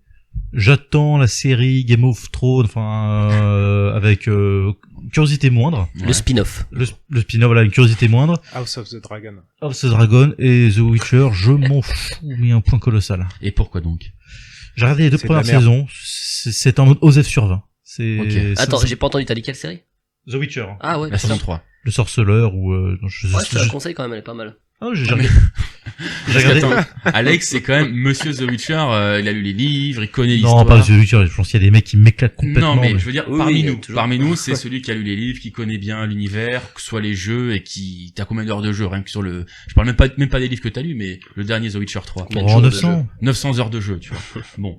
Donc, on peut dire que il a The Witcher dans son cœur, mais pas la série. Non, pas la série, j'ai beaucoup aimé les livres. J'ai vraiment accroché les jeux, parce qu'on c'est par les jeux que j'ai découvert l'univers. Ouais. J'ai beaucoup aimé cet univers très noir, très sombre, parce qu'on est vraiment dans un univers médiéval, Europe de l'Est, où les salles, tu vois vraiment, c'est crade, hein, comme The Witcher. Bah, c'est crade, il y a des endroits qui sont beaux aussi, hein, bien sûr, mais ça dépeint un monde. Moi, je pense que l'univers qui me plaît le plus, c'est dans The Witcher 2, où t'es dans un petit village perdu dans les marais, les habitants sont tous complètement cons et racistes, envie de les passer au fil de l'épée sans arrêt. Je veux dire, il y a des trafics de drogue dans la ville, l'ambiance est ultra poisseuse. Je veux dire, le maire est un salopard fini. Ouais. T'as des arrangements entre espions de diverses nations. Et j'adore cette atmosphère, ça dépend parfaitement du The Witcher. Et là, tu le retrouves pas dans la série? Un peu moins. La série a des bons côtés, mais il y a aussi, en fait, en soi, elle se regarde. Il y a des trucs qu'ils ont adaptés. J'ai dit, mais pourquoi vous avez fait ça? C'est con, ça sert à rien. Et ils t'ont répondu? Non. Non, j'ai une petite idée. Ils y répondent tout seul, mais c'est vrai, je pense que quand tu regardes la série en soi, ça passe. Quand tu regardes la série et que tu connais les matériaux qu'ils ont adaptés, tu comprends pas en fait le pourquoi du comment. Ouais, mais ça nous amène à un autre sujet, c'est une adaptation, forcément t'es toujours déçu si tu connais très bien l'univers de base. Bah c'est ça qu'une adaptation doit toujours, voilà, c'est comme faire rentrer un rond dans un cube, faut tordre un petit peu. Et écoute, ton rond il est pas fou quoi derrière. Bah d'ailleurs, justement en parlant j'allais dire adaptation, non pas vraiment, mais du Seigneur des Anneaux, t'as dit t'attendais Seigneur des Anneaux. Un peu craintif, t'es comment? Est-ce que je suis complètement neutre, je me dis quoi qu'il arrive, au pire, pour me consoler, j'aurai toujours ma trilogie d'Univers des Anneaux qui est là, elle va pas bouger, ça va rien changer. Donc si c'est réussi, tant mieux, si c'est raté, bon bah tant pis, hein. Ça sera comme The Witcher. Voilà, je suis pas producteur, mes sous sont pas engagés, moi. Donc si c'est à chier, bah c'est juste à chier. Comme j'ai pas d'attente particulier, j'ai pas de déception à avoir. De ce que j'ai pu voir des bandes annonces, je me dis, il y aura toujours moyen, dans le pire des cas, de récupérer des visuels magnifiques. Mais dans les séries qui vont être proposées dans l'univers d'Heroic Fantasy, c'est celle que t'attends quand même, c'est celle qui va le plus attirer ton attention, en fait, quand elle sortira. C'est ça, j'ai vraiment pas de grosse hype. C'est vrai que j'ai réfléchi, mais ça fait un petit moment que j'ai pas eu de hype sur des jeux ou même des trucs. Okay. Je me rappelle quand The Witcher 3 est sorti, mais j'étais comme un fou. Je pense que j'aurais bossé à cette époque-là. Je me serais fait un arrêt maladie de 6 mois pour. Ah oui. De 900 heures de boulot. Non, peut-être pas. Là. Je sais pas. J'aurais dit. Je sais pas. Je me serais pété la jambe. Là. Je sais pas. Je serais passé par la fenêtre du bureau pour me péter la jambe en bas pour être rentré. Okay. J'espère qu'on nous écoute pas trop, non. Thierry, tu comprends ça, s'il te plaît? Non. Et toi, Thierry, parmi les 3 séries dont on parle un petit peu, est-ce que t'en attends vraiment, d'autres qui sont vraiment, mais qui te passent au-dessus et des craintes peut-être? Ce qui est bien, c'est que quand Seb est pas là, il y a toujours le sujet qui va me permettre de prendre un peu sa place dans le sel. On demande de quoi tu parles là. Toutes, je m'en bats les reins. Et comme Alex, celle qui va m'intéresser le plus, ça va être le Seigneur des Anneaux, parce qu'ils ont fait trop de communication dessus, et les premiers visuels que j'ai pu voir, donc les trailers et tout ça, je me dis que... Il y en a peut-être trop du coup. Ça peut être très drôle. ça peut être assez drôle, puisque à vouloir trop en faire, je sais pas, soit ça peut être puisque j'ai l'impression quand tu regardes le trailer, t'as l'impression de regarder le trailer d'un blockbuster hollywoodien, tu vois. Ouais.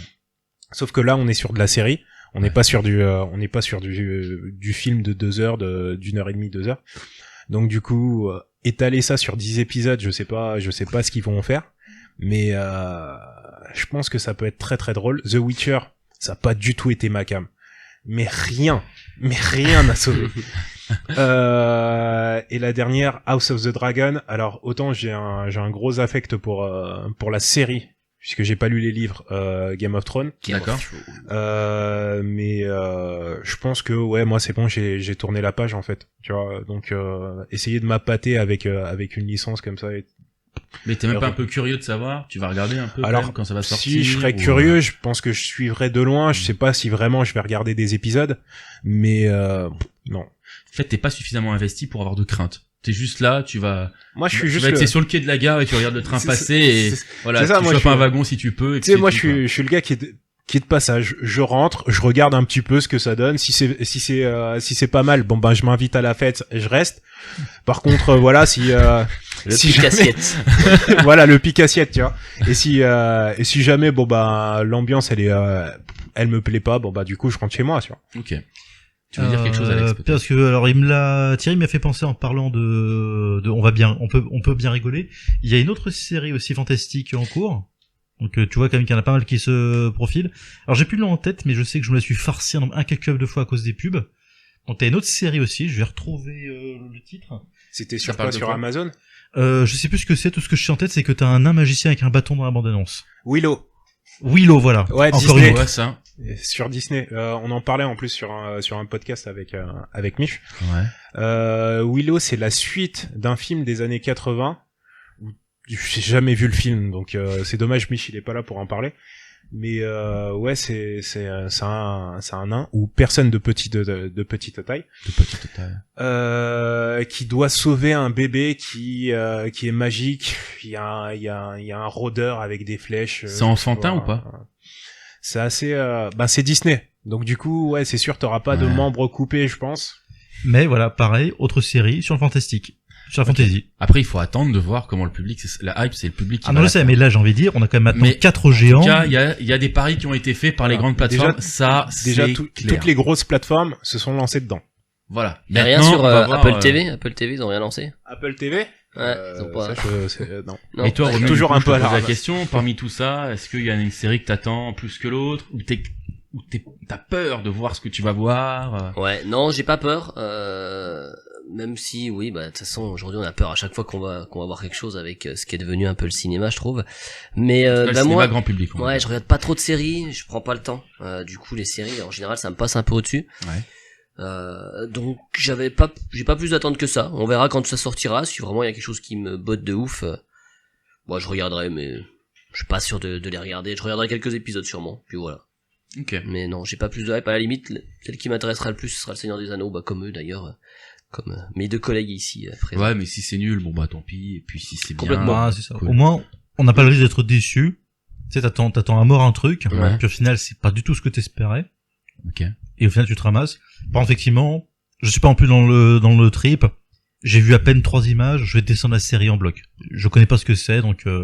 T'attends de voir du coup. Et toi qui as vu The Witcher, est plutôt bien apprécié. La saison 3, tu vas la regarder, c'est un peu popcorn quoi. Elle est là, c'est cool, tu sais que tu as passé un bon moment. J'ai pas fini la dernière saison encore, donc je vais aller par étapes. Ouais. Mais aussi je regarderai, je pense, complètement, quand je me ferai un peu chier. Comme là j'ai pris l'avion, du coup j'avais téléchargé pour mettre dans l'avion. C'est vraiment les seuls moments où j'ai quelque chose à regarder. Et Game of Thrones? Et oui, je suis Netflix, gros, c'est sur Netflix. Et du coup, je suis assez fier de moi, j'ai téléchargé légalement. Du coup, Game of Thrones, je sais pas, je verrai si j'ai le temps. C'est pareil. Ouais, D'ailleurs, ça m'amène au sujet que je voulais aborder tout à l'heure là. On parle, toutes les plateformes ont leur série, mais voilà, il va encore falloir prendre des abonnements pour toutes les plateformes. Comment on fait avec cette merde là? Après, moi, pour les séries que je veux voir, j'ai déjà Amazon Prime, Le Seigneur des Anneaux typiquement, je l'attends beaucoup. C'est sur Amazon Prime, ok. Mais j'ai peur. Par contre, je sais que ça va être beau. Enfin, le trailer, ça a l'air d'être plutôt fidèle à ce qu'on voyait dans les films. Alors, attention, parce que les films sont, en tout cas, les détenteurs de l'identité visuelle cinématographique, on va dire, de ce qu'est le Seigneur des Anneaux. Hein. Ouais, l'image, je parle pas des vieux dessins animés à l'ancienne, etc., ou des vieux trucs, tu vois, mais voilà.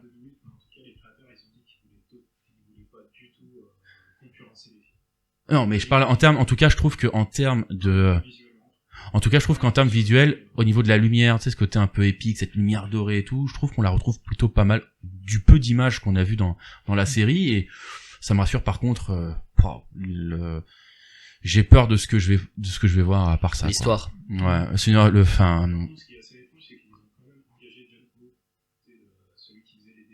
Ah oui. Ok.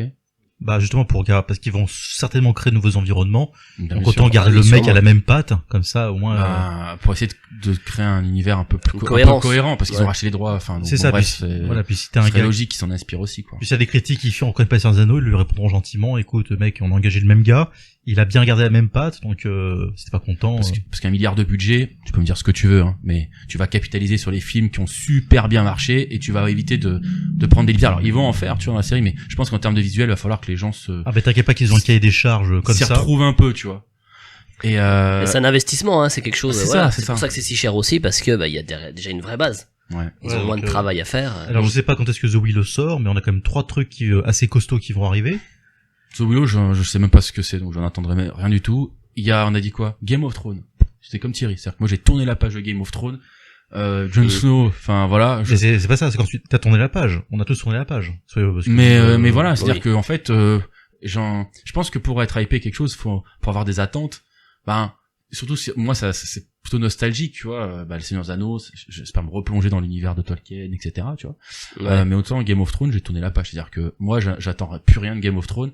Maintenant la série, je la regarderai, je pense, si on me dit que c'est bien. Je me dis bon, allez, je vais checker. Moi j'ai quand même une curiosité de Jon Snow. C'est un personnage que j'ai beaucoup apprécié dans cette série, et en effet ça va me faire plaisir de voir un peu ce qu'il est devenu après. Voilà. Alors bon, c'est un personnage, je sais pas ce qu'ils en feront derrière, mais oui, j'ai cette petite attente quand même.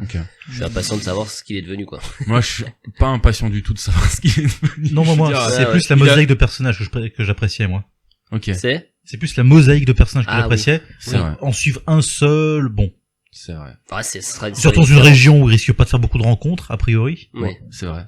Et puis The Witcher, je finis juste comme ça après. Mais The Witcher, en fait, j'en attends pas forcément. Je sais que je vais passer un bon moment. C'est-à-dire que, tu vois, The Witcher, c'est je débranche mon cerveau, je mange, je suis à table, et je vais regarder quelque chose qui va couler tout seul. Tu vois. Ouais. Donc je mettrai absolument pas au niveau du scénario, et puis je trouve que, à chaque fois, ah non, c'est pas du tout au même niveau. Non, tu vois, c'est pas les mêmes ambitions, Non. Mais je trouve les acteurs cool. Alors là, c'est complètement subjectif, hein. L'univers est sympa, même s'il y a des je vois que ça fait un peu série B surtout dans la saison 1 quand il y a une espèce de carrière. Oui. Ouais, tu sais, il y a une espèce de dragon là, tout chelou là qui débarque en CGI absolument dégueu. Le gros poulet qu'il y a eu. Ouais. Ah non mais le poulet là, tu vois, ça c'est vrai que ça fait un peu froid aux yeux. Dans la saison 2, ça se voit moins. Et voilà, moi je trouve que je passe un bon moment, donc c'est juste typiquement cette série qui fait très bien son travail à ce niveau-là, quoi. Oui, voilà, c'est ça, ça me fait penser à une série, rien à voir, mais du coup j'ai été surpris de regarder, c'est Lucifer, je sais pas si vous l'avez vu. Tout le monde m'en parle, mais cette série, elle est pas folle, mais c'est vraiment une série que t'arrives à regarder sans problème. Voilà, ça raconte quoi? Bon, c'est l'histoire du diable qui est sur la terre et qui veut plus s'occuper des enfers. Du coup, c'est un perso, voilà, c'est ça. En tout cas, voilà. Très très prochainement, peut-être, il y aura une hype autour de l'heroic fantasy. Tout le monde a raison, on n'a pas les mêmes définitions. Il y aura une giga hype.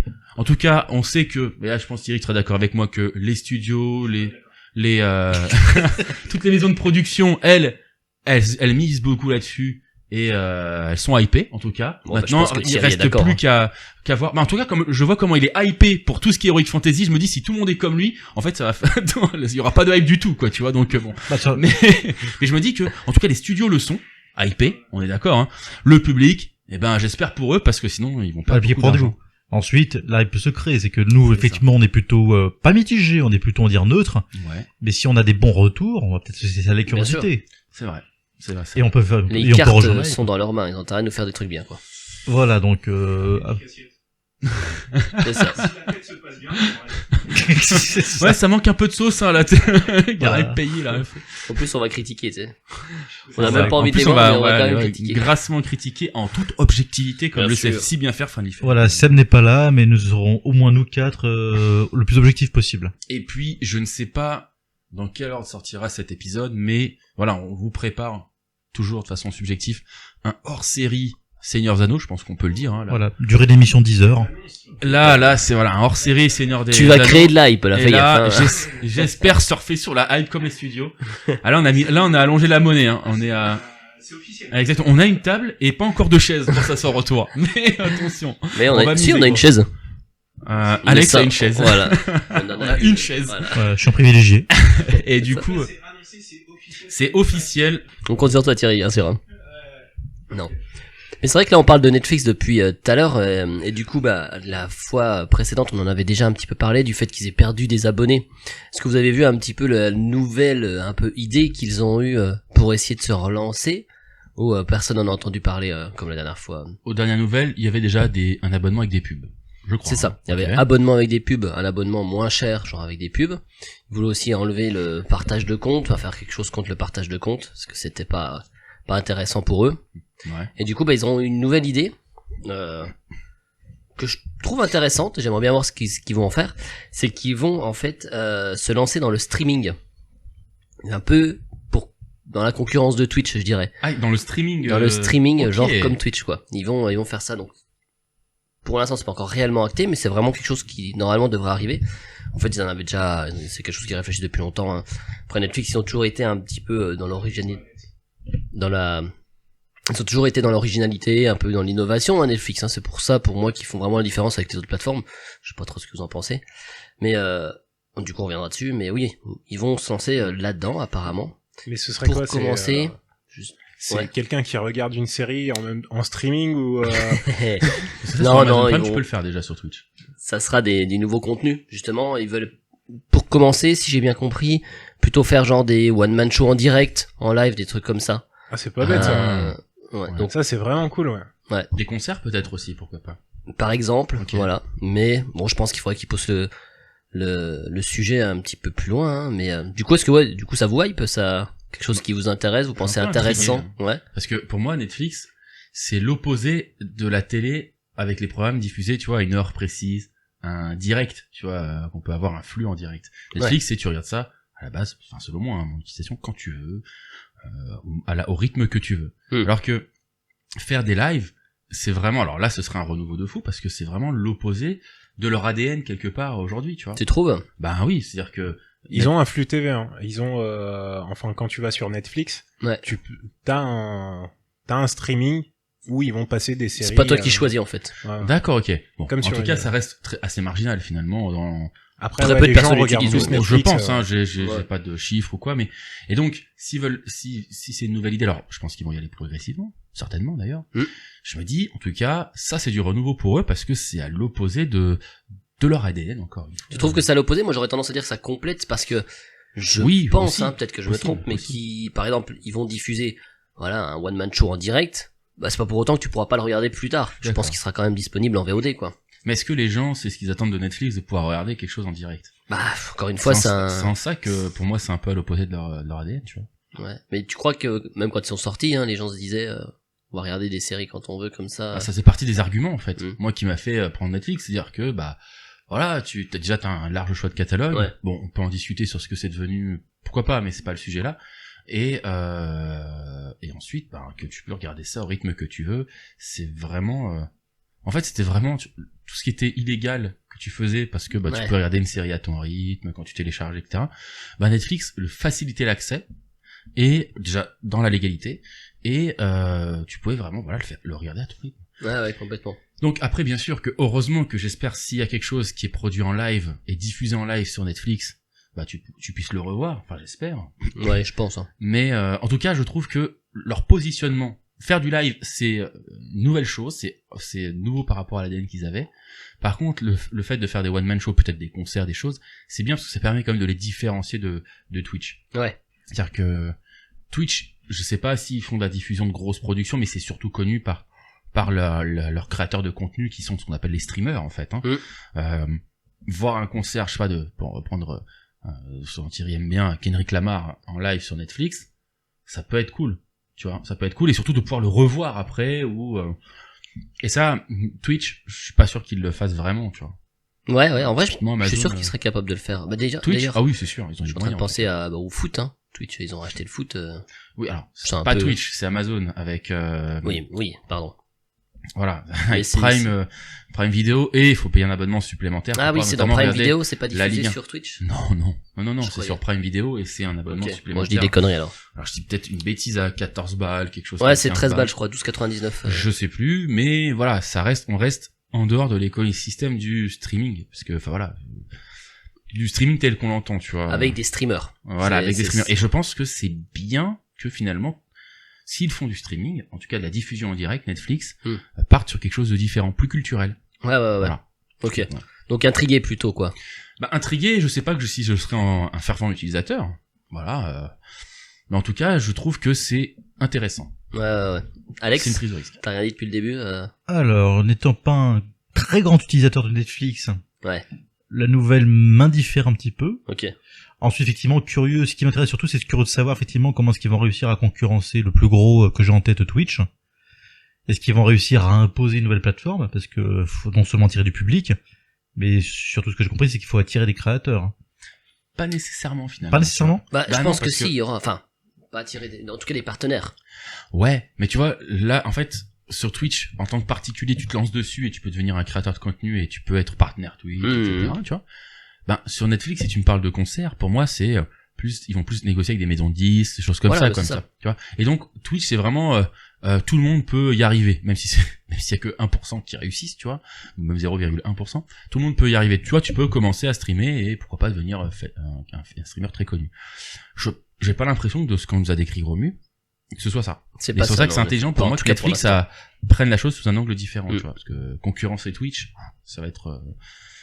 non, je pense. YouTube essaye et voilà. Ils ont leur succès à leur niveau, mais c'est pas pareil, quoi. Mais parce qu'ils ont déjà leur base d'utilisateurs de base, c'est un peu d'ailleurs le cas de Netflix, clairement, je pense que ça marchera quand même pas trop mal au début, parce que les gens vont regarder, parce qu'ils sont déjà là. Quand tu rajoutes quelque chose en plus aux gens, d'accord, ce sera gratuit du coup? Ça fera partie de l'abonnement Netflix. D'accord, ok, c'est vraiment, ok. Ouais, c'est histoire de différence. En tout cas, je pense, c'est vrai que pour l'instant, je sais même pas si ça sortira vraiment, on sait pas. Mais oui, en tout cas, pour l'instant, c'est surtout plutôt autour de l'humour. C'est ce dont ils ont parlé. Après, ils verront pour aller plus loin. Parce que Netflix, c'est un gros pilier du divertissement, enfin des one man show américains avec HBO. Ouais, complètement. Ils ont beaucoup de partenariats avec des gros artistes du genre Kevin Hart, Ricky Gervais. Enfin, ils ont un gros panel comme ça d'artistes dont ils vont financer c'est grâce à eux le retour de Dave Chappelle aussi. Je connais pas. Donc du coup, ils ont matière à faire, quoi.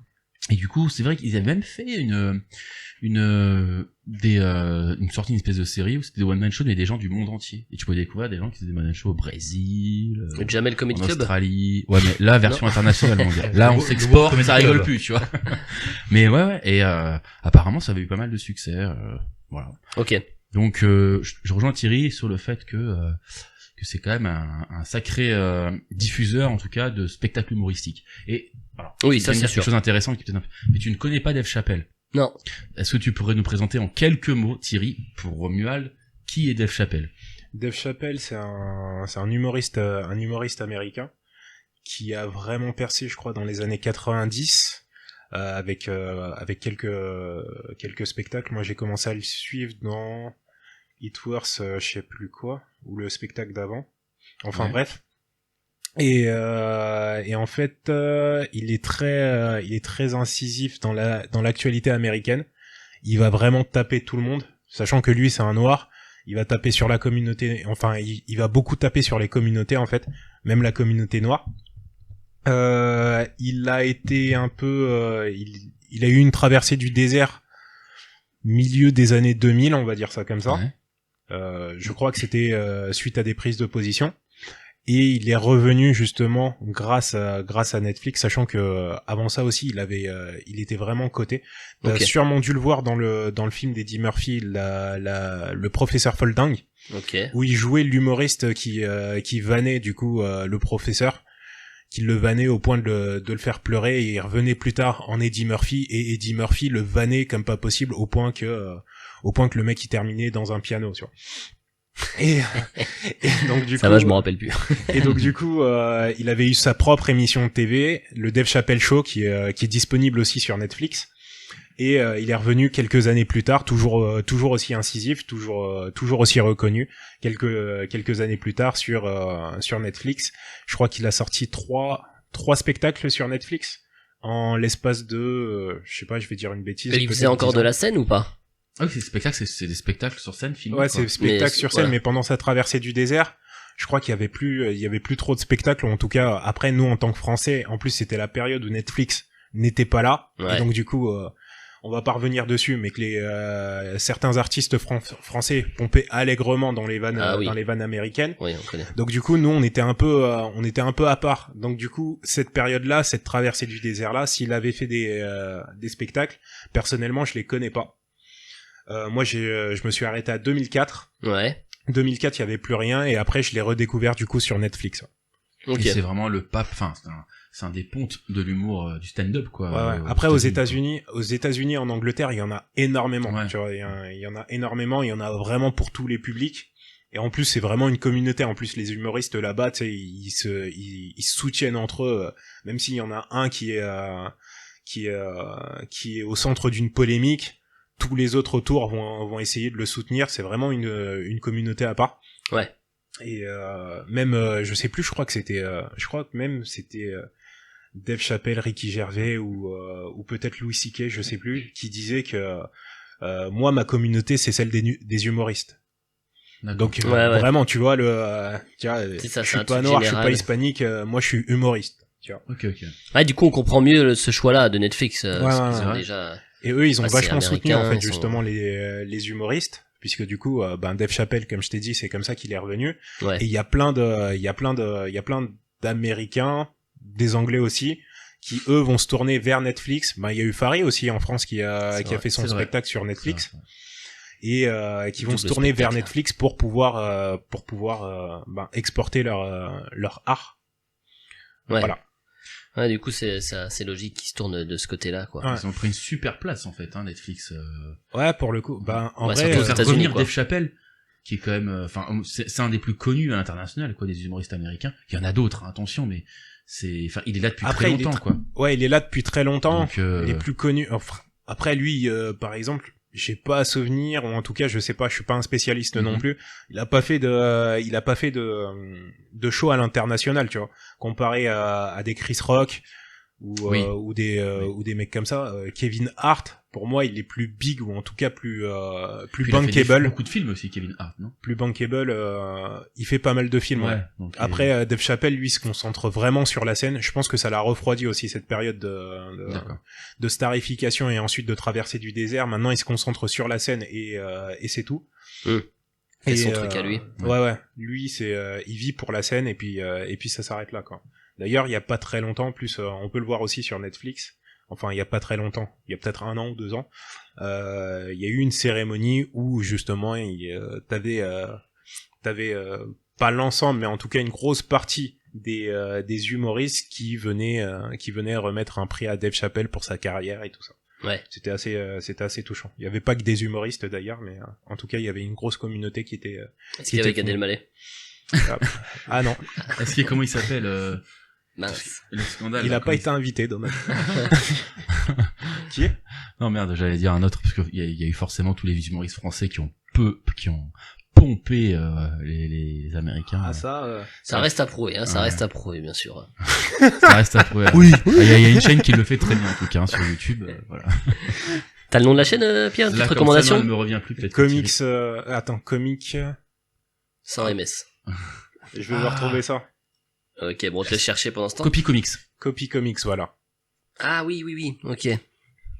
Ah oui. N'hésitez pas à les voir, c'est drôle. Après, pour redorer un petit peu le blason français. Alors certes, il y en a plein qui ont fait ça à une période, mais il y a plein d'humoristes. Il y a plein d'humoristes français qui font leur truc à leur sauce et qui sont quand même très très drôles. Tout à l'heure, on parlait de Farid, que j'apprécie beaucoup. Ouais, moi aussi. Même si son dernier spectacle, c'est pas le meilleur pour moi. Ouais, il est en train de préparer un nouveau, là. Il change, enfin, il évolue, voilà, tout simplement. Farid, j'aime beaucoup aussi. Tiens, un petit tour de table, là. Est-ce que vous auriez un humoriste particulièrement que vous aimez? Non, pas particulière. Je sais pas si je peux le dire là, mais ouais, si. Moi, j'aimais beaucoup à une époque Dieudonné. Ok. Ouais, vraiment. En dehors de tous ces déboires et tout qu'il a pu avoir, je trouvais qu'il a fait des sketchs sur le cancer et tout. C'était ah non, mais c'était trop ouf, quoi. C'était très très fort, quoi. Il y a, qu'est-ce que j'aime bien aussi, moi j'aimais bien quand j'étais petit Jamel Debbouze, puis j'ai vu son dernier spectacle, et là T'as déchanté? Là, j'ai vu qu'il avait sombré, alors que, Bon, c'est vrai que c'est un peu toujours la même chose, etc. Sinon, après, je sais pas trop, là, comme ça. J'aime bien Fary. Parce qu'en fait, Fary, l'avantage, c'est que, même s'il va aborder des sujets de société. Des sujets de société, qui peuvent être un peu facile, c'est toujours bien fait. Tu vois, en fait, je reconnais le mec, il sait faire rire, tu vois. Il a ce truc. Il sait faire rire, il sait parler des choses. Et aussi, dernière chose, un collectif que j'aimais beaucoup, la tête de Wham, comment il s'appelle l'acteur Jean-Pascal Zadi. Jean-Pascal Zadi, vous connaissez pas. Alors, j'ai pas vu ses films. Pas. Moi, je regardais juste ce qu'il faisait à l'époque. Ça s'appelait Tête de Wham, c'était Alors, petite précision. Rien à voir avec Tête à claque, bien sûr. Petite précision sur JP Zadi, lui se considère pas du tout comme un humoriste. Ouais, mais il m'a fait tellement rire que voilà. Moi, je tenais à lui rendre hommage aujourd'hui en disant que ce mec est drôle, très drôle. Il se définit comment, lui? Je me suis intéressé un petit peu à sa carrière. En fait, si tu veux, il a commencé en faisant du rap. Et le truc, c'est qu'il était dans un collectif et donc tu débutes. Tout le monde doit s'occuper un peu de tout. Et lui devait s'occuper un peu de la communication, faire les clips et tout ça. Donc il s'est acheté une caméra. Son groupe a pas marché du tout, mais il est monté à Paris. Ouais. Il a commencé à filmer des rappeurs, à se faire connaître, à faire des clips pour des rappeurs. Ok. Avec sa caméra. Et petit à petit, il s'est dit, je vais faire des films, je vais tenter, tu vois. Et il a commencé à faire des films, mais qui tournaient que dans des banlieues, tu vois. Ouais. Ah oui. Il y avait pas de grosse hype, c'est des films que tu peux retrouver aujourd'hui sur YouTube. Ouais. Mais ça passait pas dans des festivals, ça passait pas, mais petit à petit, il se faisait un nom comme ça, tu vois. Les rappeurs le connaissaient. Et après, je crois que c'est Canal+ qui l'a contacté pour faire une émission en lui disant écoute gros t'es drôle, fais une émission marrante. Et il a commencé à faire les têtes de Wham et tout. Avec sa bande de potes là, franchement, c'était génial. C'est ça, il a toujours gardé sa bande de potes. Des sketchs quoi. Ouais, des petits sketchs, et c'est comme ça que tout le monde l'a considéré comme un humoriste. Donc c'est pour ça que des gens ont commencé à attendre le spectacle de Jean-Pascal Zadi. Sauf que lui c'est pas son truc, son truc c'est de faire des films. Ouais. Et dont un film Truc noir. Ah, j'ai oublié. Je sais plus. J'ai pas vu ce film, faudrait que je le voie. Mais... je l'ai vu, et franchement, ça mérite le coup d'œil, ouais. Franchement, okay. C'est assez cool.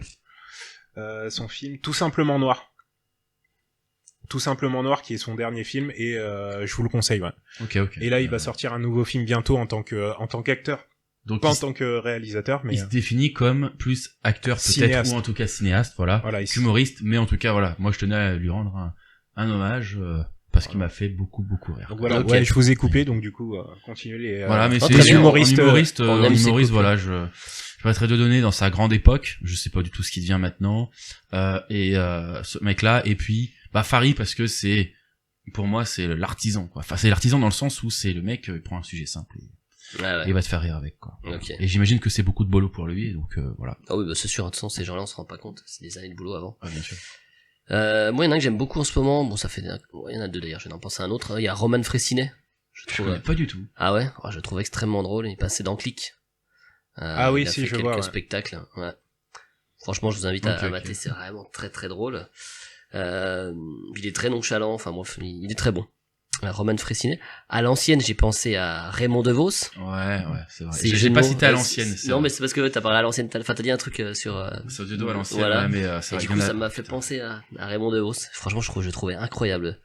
Ces mots, ces jeux de mots, c'est du grand art, quoi. Et puis, il y en a un autre, mais j'ai oublié le nom. Du coup, on va passer à Alex. Juste, je fais une petite parenthèse. Le conte de Boudherbala aussi. Je l'ai oublié, lui. Mais il avait fait c'est lui qui a fait sketch sur les rappeurs et la langue française. Mais voilà, il y a quelques sketchs, mais sinon il est pas si, je trouve pas incroyable. Mais moi, enfin voilà, je tenais juste à lui rendre faire un petit big up. Moi, une petite pensée pour le duo qui vient du Jamel Comedy Club, Eboué et Thomas Gijol. Ouais. Fabrice et Thomas Gijol. Ils ont fait des spectacles ensemble, je connais pas, alors ensemble, sais pas, je sais qu'ils ont fait des films ensemble. Spectacle, aucune idée. Par contre, j'ai vu des spectacles, je suis même allé en voir un physiquement pour Eboué. Ouais. Et franchement, je me suis payé des bonnes tranches de rire, quand même. Est-ce que tu t'es mis au premier rang ou pas? Non. non. Alors avec Eboué, j'avais dit, les gars, je veux bien. Par contre, c'est à la tribune, derrière l'obscurité, il me voit pas. Parce que lui, si te prend pour cible, laisse tomber. Ah oui. Faut avoir beaucoup d'humour. Oui, voilà. Passer un super moment. Voilà, non, je regarde le spectacle, j'en fais pas partie. Ou alors tu me payes la place. Ouais, c'est vrai. Il y avait, comment il s'appelle, celui qui faisait les chansons à l'ancienne, le soldat, là. Toi qui voulais voyager, te voilà éparpillé. Ouais, je vois. Coluche aussi qui était très drôle. Ouais, Coluche. À l'ancienne, ces sketchs. Il se fait interviewer par la télévision suisse. Je sais pas si vous l'avez vu cette vidéo sur YouTube. Je me rappelle plus. Regardez-là, vous allez vous taper une barre. Ouais. Le mec c'était quelqu'un. Ah oui. Alors il y a également mode facile, mais après il m'a bien fait rire aussi, La Fesse quand il faisait ses démarches dans la rue. C'est vrai. Voilà, qui repose en paix effectivement. Ça. Et oui. Et ça me fait penser du coup à notre sniper français. Baffy, ouais, Laurent Baffy aussi, incroyablement drôle. Okay. Avec des punchlines très très violentes. Ça va me permettre de rebondir. Moi, j'en ai 2 à vous présenter. Ouais. Dans la nouvelle génération, Redouane Bougueraba. Alors lui, en fait, il fait des spectacles d'impro. Alors maintenant, il fait des stades entiers, donc je suis pas sûr qu'il le fasse encore, mais ouais, je crois qu'il a rempli le Vélodrome dernièrement. Je suis pas sûr. Hein. Okay. Mais en tout cas, voilà, lui en termes de punchline, il va prendre des gens dans le public et tout, et il va les vanner, tu vois. Et il est très très fort. Et comment tu dis? Redouane Bougueraba. Redouane Bougueraba, d'accord. C'est un pote justement de Roman Fressinet. Ah, ok. Et la deuxième, je l'ai découvert tout dernièrement, c'est Marina Rollman. Alors elle fait des sketchs assez intelligents. Et je vous conseille de regarder son sketch qui est sorti il y a pas longtemps en plus, qui s'appelle L'addiction au sport, qui est disponible sur YouTube. Ouais. Une pépite. Ok. D'accord. Je la connais pas, elle. Marina Rollman. Ouais. Très bien. Je crois qu'elle fait aussi des petites chroniques sur France Inter. Ok. Très bien. Ouais, elle fait ça, ouais. Mais je connais pas. On s'est un peu écarté du sujet, mais c'était très intéressant de découvrir ça. Donc Netflix, promoteur de l'humour dans le monde. Ils veulent se lancer dans le streaming, à voir ce que ça évolue, parce que moi je me dis que en réalité ça peut vraiment évoluer. Enfin, il y a plein de choses à faire avec ça. Si vraiment ils se lancent dans le streaming, je sais pas, des émissions interactives, des trucs. Alors pourquoi je parle de ça? Parce que c'est vrai que je vous ai demandé de regarder. Ils ont fait une série que je pense tout le monde connaît, Black Mirror, et il y a un épisode qui est d'ailleurs j'ai oublié le nom, The Bandersnatch. Bandersnatch, ouais, c'est ça. C'est un épisode, là encore une fois ils ont été assez innovateurs, hein, je pense. Un épisode où c'est toi qui vas choisir l'évolution du personnage. Toi Alex, tu l'as jamais vu, c'est ça? Celui-là non. Non, vous l'avez vu, Thierry un peu, pas entièrement. Pierre, tu l'avais vu à l'époque. Sorti, ouais. C'est ça. Pour situer, en gros, c'est ça, c'est Bandersnatch d'ailleurs, c'est bien ça. Donc le synopsis quand même, c'est en 84, parce qu'on est bien avant aujourd'hui. Un jeune programmeur remet en question la notion de réalité en adaptant un roman fantastique en jeu vidéo. Et en fait, tu regardes la série et toutes les temps de minutes, ça va être à toi de choisir qu'est-ce que fait le héros. Et cet épisode est vraiment très intéressant. Alors l'histoire est pas non plus incroyable, mais ce que j'ai trouvé super intéressant, un truc méta, ouais. C'est que c'est très méta, c'est un peu Inception, je dirais. Parce que toi-même, tu vas choisir pour le personnage principal. Lui, il est programmeur d'un jeu vidéo où il écrit un jeu vidéo avec un choix multiple, des histoires, on appelle ça déjà, les livres dont tu es le héros. En fait, tu fais des choix et ça t'emmène à tel endroit, etc. Donc c'est vraiment assez méta, c'est très Inception. Et du coup, je me dis, ils ont déjà fait ça. Est-ce qu'ils pourraient pas faire ça avec un système de streaming, faire un mélange des deux, derrière faire des émissions genre interactives en direct où il y a vraiment des choix qui se passent? Alors ça pourrait aller des très votes, loin. Des trucs à la con. Ouais.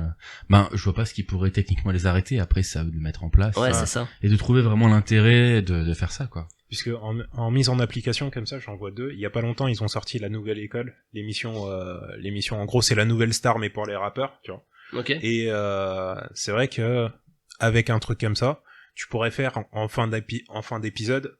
Après ça, à la production, ça doit être compliqué. Mais en fin d'épisode, tu peux voter pour quelle a été la meilleure performance, des trucs comme ça et tout. Ouais, ça mais pourrait tu fais comment 3 ans après si tu veux voir le truc? Ouais, non, mais je suis d'accord. Ça dure un temps. C'est pour ça que je te dis, dans la production, ça va être compliqué. Ouais. Mais en tout cas, la piste, elle est là, tu vois. Ah, je suis pas d'accord parce que je vais pas partir trop loin. Ouais. Je suis pas d'accord parce que je pense à je sais pas, Koh-Lanta par exemple. Tu prends un truc comme Koh-Lanta, c'est un système de vote qu'il y a, mais tu peux quand même le regarder plus tard l'épisode, ou même La Nouvelle Star, mais il y a plein de gens qui regardent après, c'est pas eux qui ont voté, pourtant il y a quand même eu un vote qui s'est fait. Ouais. Donc je pense que tu peux quand même voter sur le moment. Oui, c'est juste que tu fais le choix de participer au truc et de le regarder quand c'est là. Voilà. Ça. Et ok, d'accord. Ouais, pourquoi pas. Je pense que c'est tout à fait faisable. D'ailleurs, j'ai appris un truc parce que je suis tombé là-dessus sur plein de choses. Je vais essayer de me le retrouver. Et en gros, quand tu votes pour Koh-Lanta, ça te coûte 7 €. Ça te coûte 7 €. Je me dis, il y a vraiment des gens qui votent. Ah oui, c'est sûr. Mais mais ils doivent se faire un pognon. 7 €. Faut savoir qu'il y a des petites lignes. Tu peux te faire rembourser. Il suffit simplement d'envoyer un recommandé. Donc tu peux te faire rembourser. Est-ce que tu peux te faire rembourser le recommandé ou pas? Bah, voilà.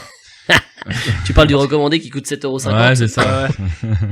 Dans l'absolu, normalement, oui. Parce que si t'as besoin de faire un recommandé, la société, si tu écris noir sur blanc, je crois dans la loi française, ils sont obligés de te rembourser. Je crois, il y a un truc comme ça. D'accord, ok. D'ailleurs, c'est toujours bon à savoir, ça, quand il y a un recommandé à faire, notamment pour une lettre de résiliation chez un opérateur, bah, tu peux demander à être remboursé. D'accord, ok. Voilà, c'est la petite astuce dont je voudrais. Mais ouais, voilà, du coup, vu qu'ils sont toujours un peu dans l'innovation, Netflix, ce serait vraiment intéressant qu'ils partent là-dedans. Ça pourrait ouvrir encore une fois un nouveau. Et je me disais aussi sur les nouvel univers. En plus, c'est clairement le principe des spectacles d'improvisation. C'est-à-dire, tu vas demander des thèmes. Tu vois, tu pourrais taper, tu vas demander des thèmes, etc. et tout. Et après, ben, les acteurs font le spectacle. Et après, bon, ben, du coup, t'as le résultat, en VOD plus tard. Ou alors tu dois donner des mots, des trucs comme ça, tu choisis le thème. Ils ont vraiment beaucoup de champs des possibles. C'est vrai que Romu, tu nous fais souvent découvrir des nouveaux horizons possibles. Non, mais on parlait de Little Signal, comment ça s'appelait, c'était ça? Ouais, c'est ça, Little Signal. La dernière fois, c'était super intéressant. C'est des choses, on sait pas sous quelle forme ça sera proposé au grand public, mais c'est super intéressant à chaque fois de voir. Réfléchir. Ouais, et c'est vrai que là, je pense que, alors, ils ont sûrement un plan préparé, parce qu'ils vont pas faire n'importe quoi, mais Netflix, comme t'expliquais, ils perdent des abonnés. Ouais. Et je pense. Ils en gagnent plus. Ils en ont même perdu, ils en ont perdu. Et du coup, ils sont face à un mur, et donc, souvent, on dit que, bah, c'est quand t'es au pied du mur, ou quand t'es limité, ou que t'es face à la difficulté, ou, ben, faut que tu trouves les ressources pour t'en sortir, et c'est là où peuvent jaillir justement les meilleures idées. Et donc, ils ont tout un panel de possibilités, à voir comment ils vont le mettre en place. C'est toujours ça. Ce qu'ils vont en faire, voilà, si vous nous écoutez Netflix, sachez que voilà. On n'a pas reçu le chèque. Ouais. Oui, c'est vrai, notre sponsor nous a toujours pas payé. Et on paye nous l'abonnement par contre, ça y a pas de souci. En tout cas, moi je suis mine de rien, même si tu vois au début je pouvais me dire bon bah ils vont devoir s'en sortir. Finalement, j'ai plutôt bon espoir pour Netflix. Voilà, ce sera mon mot de la fin en tout cas pour moi sur ce que t'as dit, c'est ce que je retiendrai, c'est en fait ils ont un éventail de possibilités et finalement c'est pas tant Netflix ou pas Netflix, ça aurait été notre boîte. Je suis curieux de savoir ce qu'ils vont faire maintenant. Et ce que ça donnera sur le public. Ouais. Non, mais c'est ça, voilà, c'est ça que c'est ouvert à tellement de choses. Qu'est-ce qu'ils vont réussir à en faire? Faut voir, parce que c'est pareil, voter, ça peut devenir vite de la merde, Ça peut vite après, ça peut être un gadget, tu peux avoir la hype sur les premières semaines, et ensuite ça retombe. En fait, faut pas oublier une chose, les gars. C'est que Netflix, ils cherchent à justement éviter que les comptes soient partagés. Donc si tu fais des émissions à système de vote, c'est vrai et que t'as qu'un vote pour ton compte, ton profil à toi, tu vois, donc tu peux créer, je sais pas, 4 profils sur des trucs, t'as pas envie, tu vois, de prêter ton compte à je ne sais qui se fait reprêter, tu vois.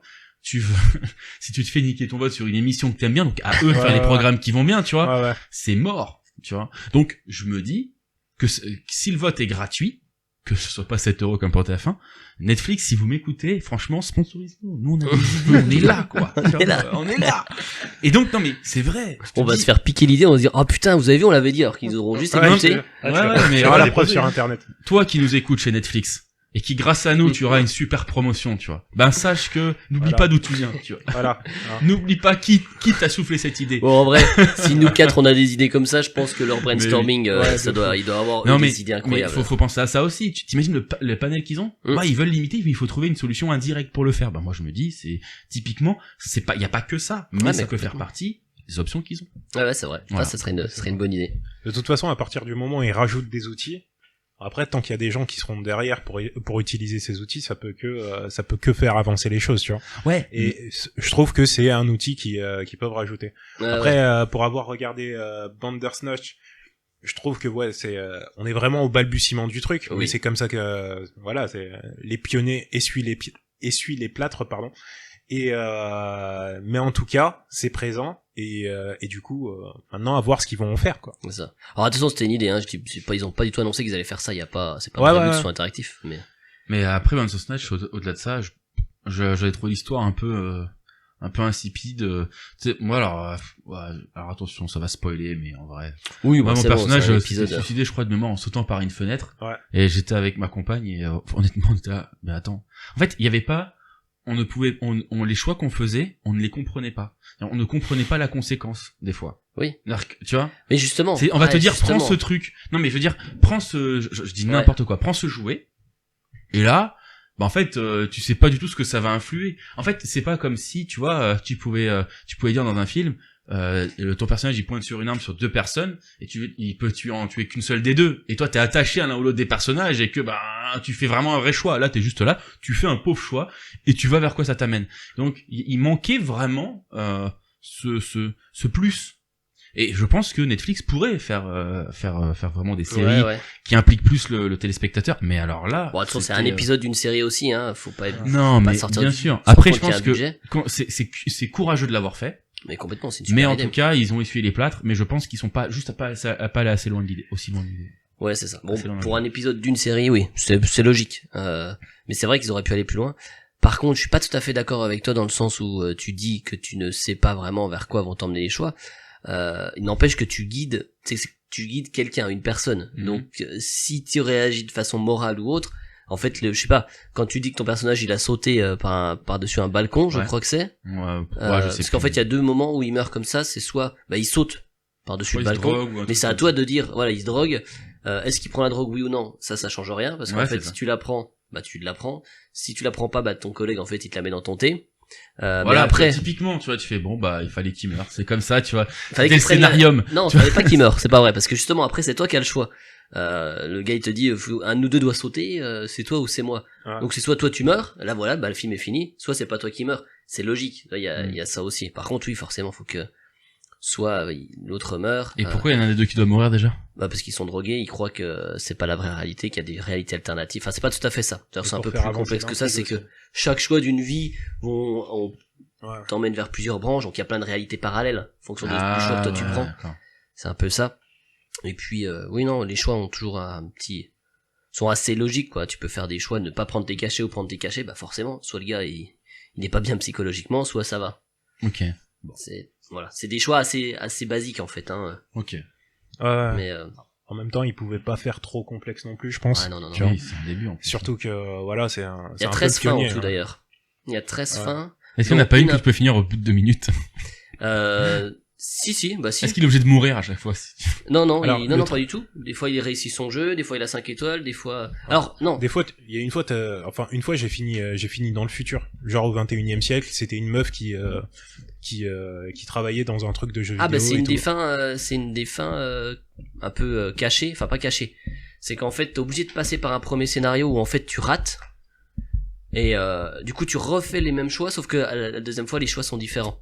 C'est quand tu dois taper dans le coffre. Au début je sais pas si vous vous souvenez, à un moment tu dois taper un code dans un coffre, c'est pour retrouver les papiers de ton daron. Et au début t'as 2 choix. Si tu prends un certain chemin, je sais plus trop ce qui se passe. Mais en fait, au bout d'un moment, tu reviens au même endroit. Ouais. Et là, t'as 2 choix différents qui t'emmènent vers une fin. En gros, je crois qu'on appelle ça le cap. C'est quand t'es persuadé d'être manipulé par des gens. Genre, depuis tout petit, lui, il pense que son père, en fait, c'est un médecin qui est là que pour le surveiller et pour le manipuler, etc. Voilà. Ouais. Et donc, t'as cette fin-là où il finit par finir son jeu, mais il tue son père. Bon, comme dans la majorité d'ailleurs des scénarios. Il tue son père, il a 5 sur 5, il sort un super jeu 5 sur 5, mais on se rend compte après qu'il a fait un jeu génial, mais en fait c'était un psychopathe, comme l'auteur du livre sur lequel il se base pour son jeu vidéo. Ouais. Et puis on se retrouve dans le futur où c'est une meuf qui décide de ressortir le jeu parce qu'il était interdit vu qu'il était fait par un psychopathe. Et en fait en refaisant le jeu, en le remasterisant, on arrive à une scène où elle commence à avoir un peu le même problème, le même délire, voilà, les mêmes symptômes. Ok, d'accord. Okay. C'est ça. Et d'ailleurs, j'avais vu ça, il y a une fin un petit peu, enfin il y a une fin cachée, ça on le dit, mais ils ont fait le site des développeurs, ils l'ont créé, tu pouvais aller dessus et tu pouvais faire une espèce d'enquête. Alors c'est tout un procédé de ouf, hein. Tu dois faire vraiment, c'est comme le code Konami, c'est vraiment, j'essaie de le retrouver rapidement. Et puis en fait t'arrives sur un truc que tu peux télécharger. Tu peux télécharger le jeu en fait. Tu peux télécharger le jeu et jouer sur émulateur. Ils ont fait un ARG, trop ce qu'on appelle. Exactement, ça je trouve ça trop cool quoi. Mais ça existe. Les ARG, comme tu dis, c'est vraiment un domaine. Hein. C'est Altered Reality Game de mémoire. Ok. Je crois. Et c'est des gens qui vont partir d'un site internet et ils vont baser toute une histoire sur la réalité. Et les gens alors ça peut commencer sur Reddit, Twitter, etc. Et il y a vraiment une communauté qui va se créer, et qui va faire une enquête. Et des fois ils vont être bloqués. Et il y en a un qui va arriver de nulle part, il va débloquer l'enquête, etc. Et d'ailleurs, je vous conseille une chaîne, la chaîne de Feldup. Je sais pas si vous connaissez, je connais, et qui parle beaucoup de ce genre de choses en fait. Voilà. Donc ils sont intéressés à ça et je savais même pas. Mais si. Pour vous dire un petit peu, hein, le processus à suivre, c'est il faut choisir Sugar Puff après Thompson Twins, accepter, revenir, refuser, oui, non, les triangles des Bermudes, crier sur papa. Et il y en a genre une trentaine de trucs à faire pour arriver sur le jeu final. Et ça c'est fou qu'il y ait des gens qui l'aient trouvé quand même, parce que vraiment, vous verriez la liste, je vous invite à regarder sur internet, sur le site Radio France, ils l'ont très bien fait. D'accord. Il existe une fin secrète, voici comment la débloquer. C'est leur titre de leur article. Ok. Et voilà. Donc ça c'est cool. Comme quoi, ils ont des bonnes idées, Netflix, ils les mettent pas toujours en avant. D'ailleurs, ils ont fait une interview, ils font les scènes cachées, les trucs comme ça, là, après. Et eux-mêmes n'avaient pas parlé de ça, quoi. D'accord. Ils avaient annoncé qu'ils avaient secret. tout dit, quoi, ouais, c'est ça. Ils l'ont laissé à la communauté. C'est sympa. Ouais, c'est clair, c'est ça. Bien. C'est plutôt cool, ouais. Et courageux, parce que. Exactement. Tu te dis, t'as fait quelque chose, t'espères, bon, forcément quelqu'un va tomber dessus, tu vois, mais tu le mets pas en avant, quoi, du coup, tu le vends pas, donc, bon. C'est clair. Non, c'est ça. Et du coup, tu parlais des, comment on appelle ça, Altered Game, des ARG. Des ARG.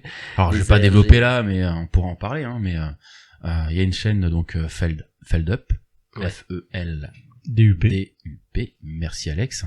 Qui traite beaucoup un peu de toutes ces histoires, notamment des ARG. Ouais. Et d'ailleurs, Squeezie, dans ses threads qu'il faisait à l'époque sur Reddit, il en parlait au bout, mais voilà, celui dont c'est vraiment le sujet dans ses vidéos, c'est Feldup, je crois que ça se dit d'ailleurs. Ouais.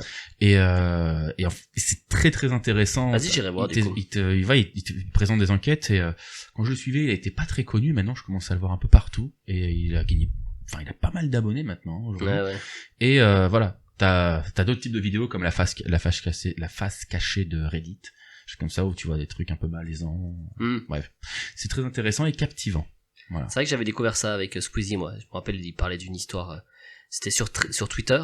Il faisait des threads. C'était un thread. Et les gens, ils sont trop forts. Ils vont créer un personnage, toute une histoire avec quelqu'un qui va répondre au fur et à mesure des jours sur Twitter, etc. Il y a des trucs, t'es pas prêt. Il y en a, ils sont. Ta chaîne, il y a des trucs, t'es pas prêt. Mais du coup, je m'attrape. Ok, merci, merci Pierre. Voilà, du coup, pour Netflix. Eh ben, merci à toi, Romu. Merci beaucoup à toi. Avec plaisir. Il nous ouvre les portes de l'avenir. Il nous présente ses possibilités. Des sujets toujours inattendus, et c'est ça qui est beau. Exactement. Parfait. Thierry, c'est à toi. Tu voulais nous parler de quelque chose. D'un film, je crois, que t'avais vu. D'un film. Après, ça va être assez rapide. Petite chronique. En fait, le truc, c'est que sur ce podcast, on a beaucoup parlé de cinéma. Ouais. Et on a surtout parlé de cinéma hollywoodien. Et je me suis dit que, bon, le cinéma, c'était pas que Hollywood.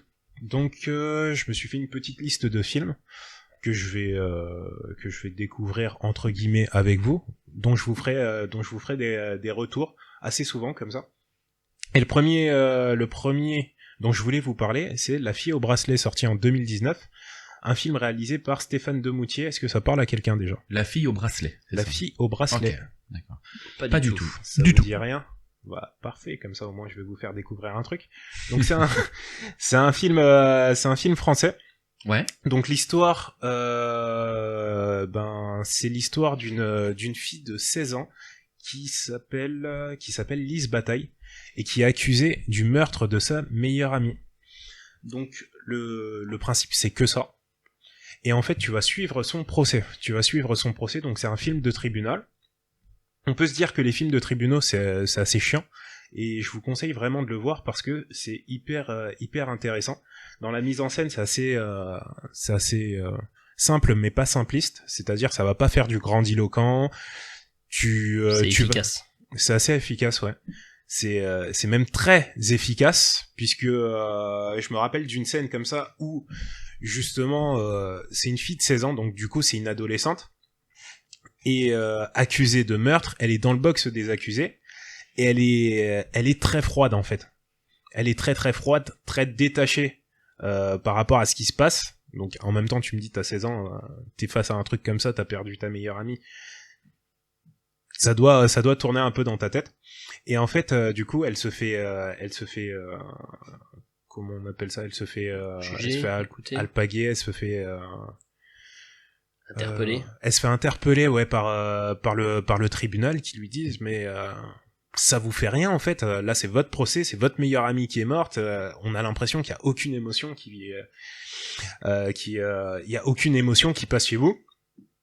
Et en fait, cette scène, elle est très très tendue parce que toi aussi t'as envie qu'elle rentre dans un rôle, tu vois, dans le rôle de l'innocent qui va se défendre en disant mais non, je l'ai pas tué ou je sais pas quoi, ou du rôle de l'accusé un peu psychopathe en mode ouais, je vous dirai rien, je reste un peu mystérieuse et tout.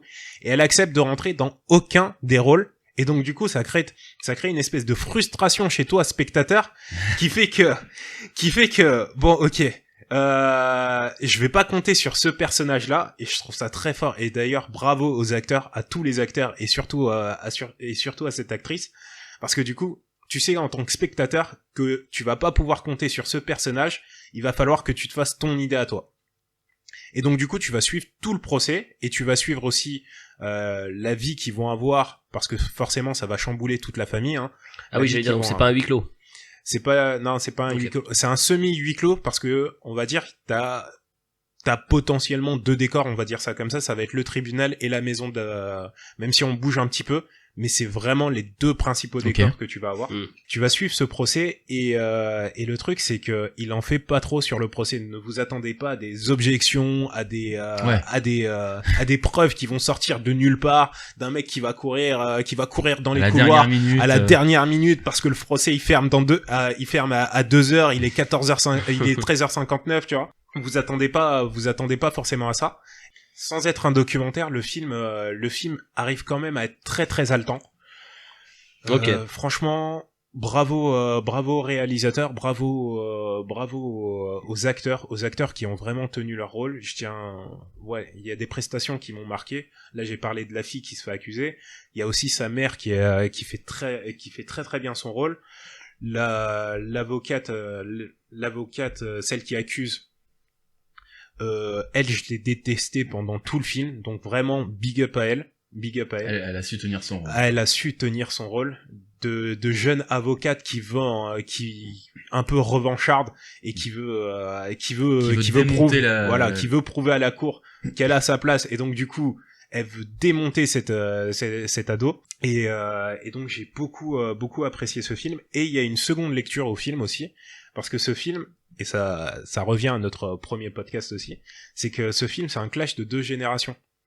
C'est un clash de la génération donc adolescente justement, donc de cette fille, et de tous ces adultes qui représentent donc le tribunal et qui représentent donc une autre génération un peu plus âgée, qui arrive pas à comprendre.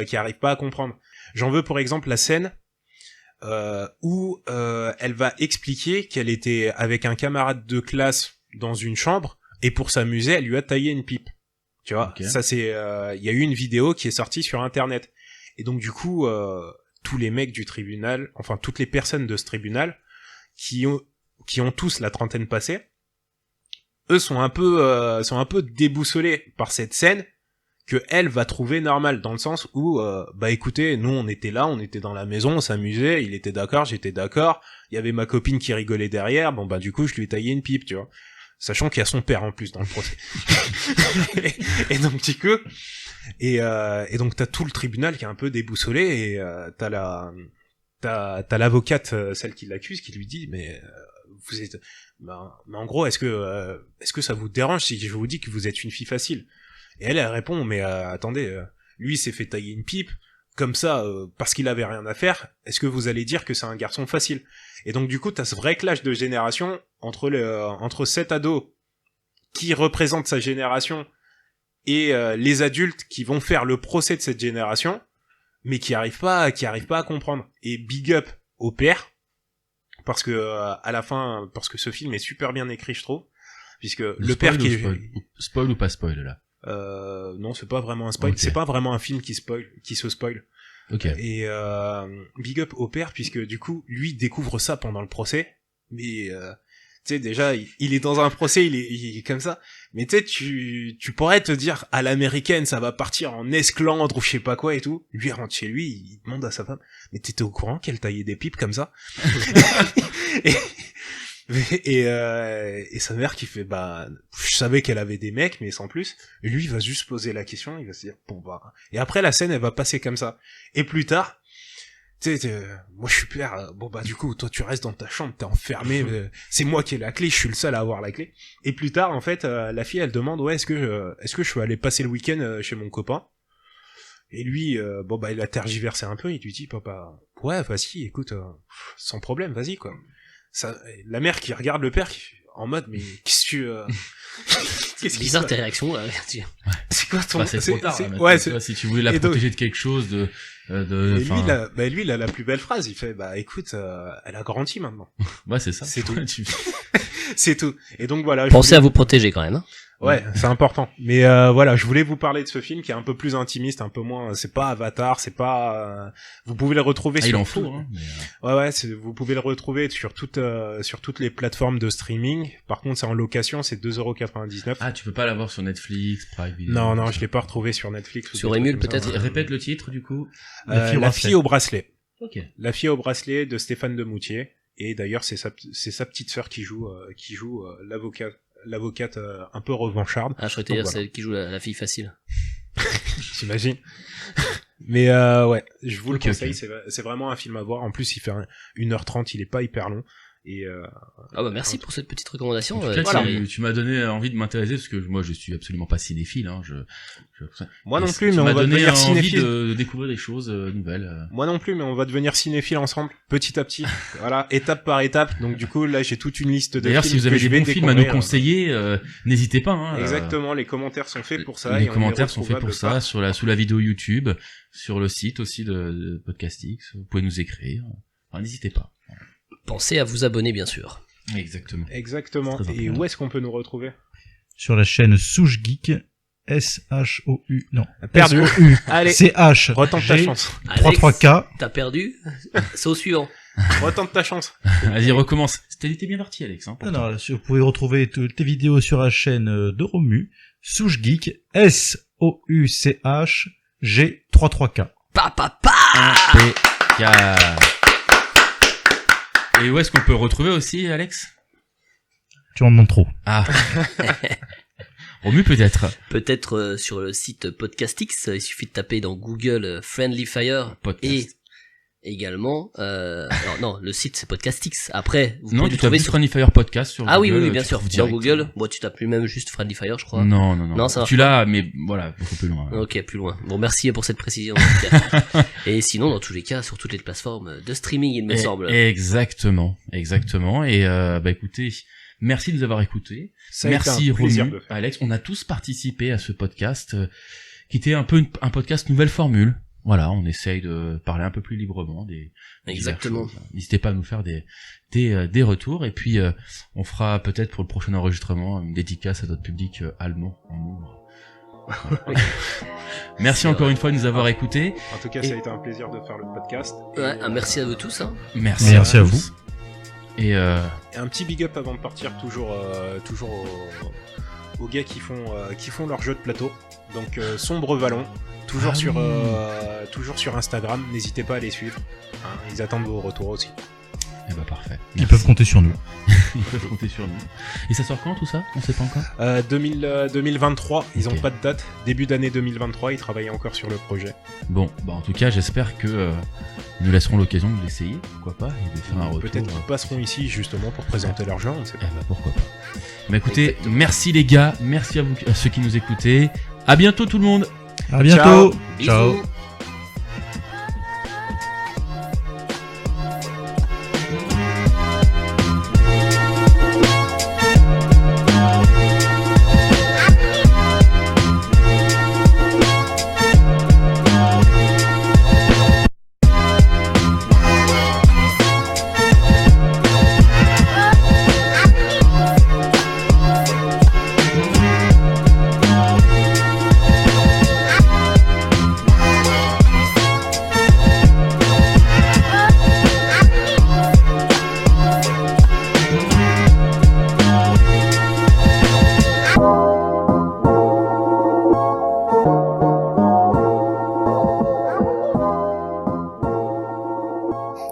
suppose que du coup tout le monde est parti, maintenant je vais pouvoir...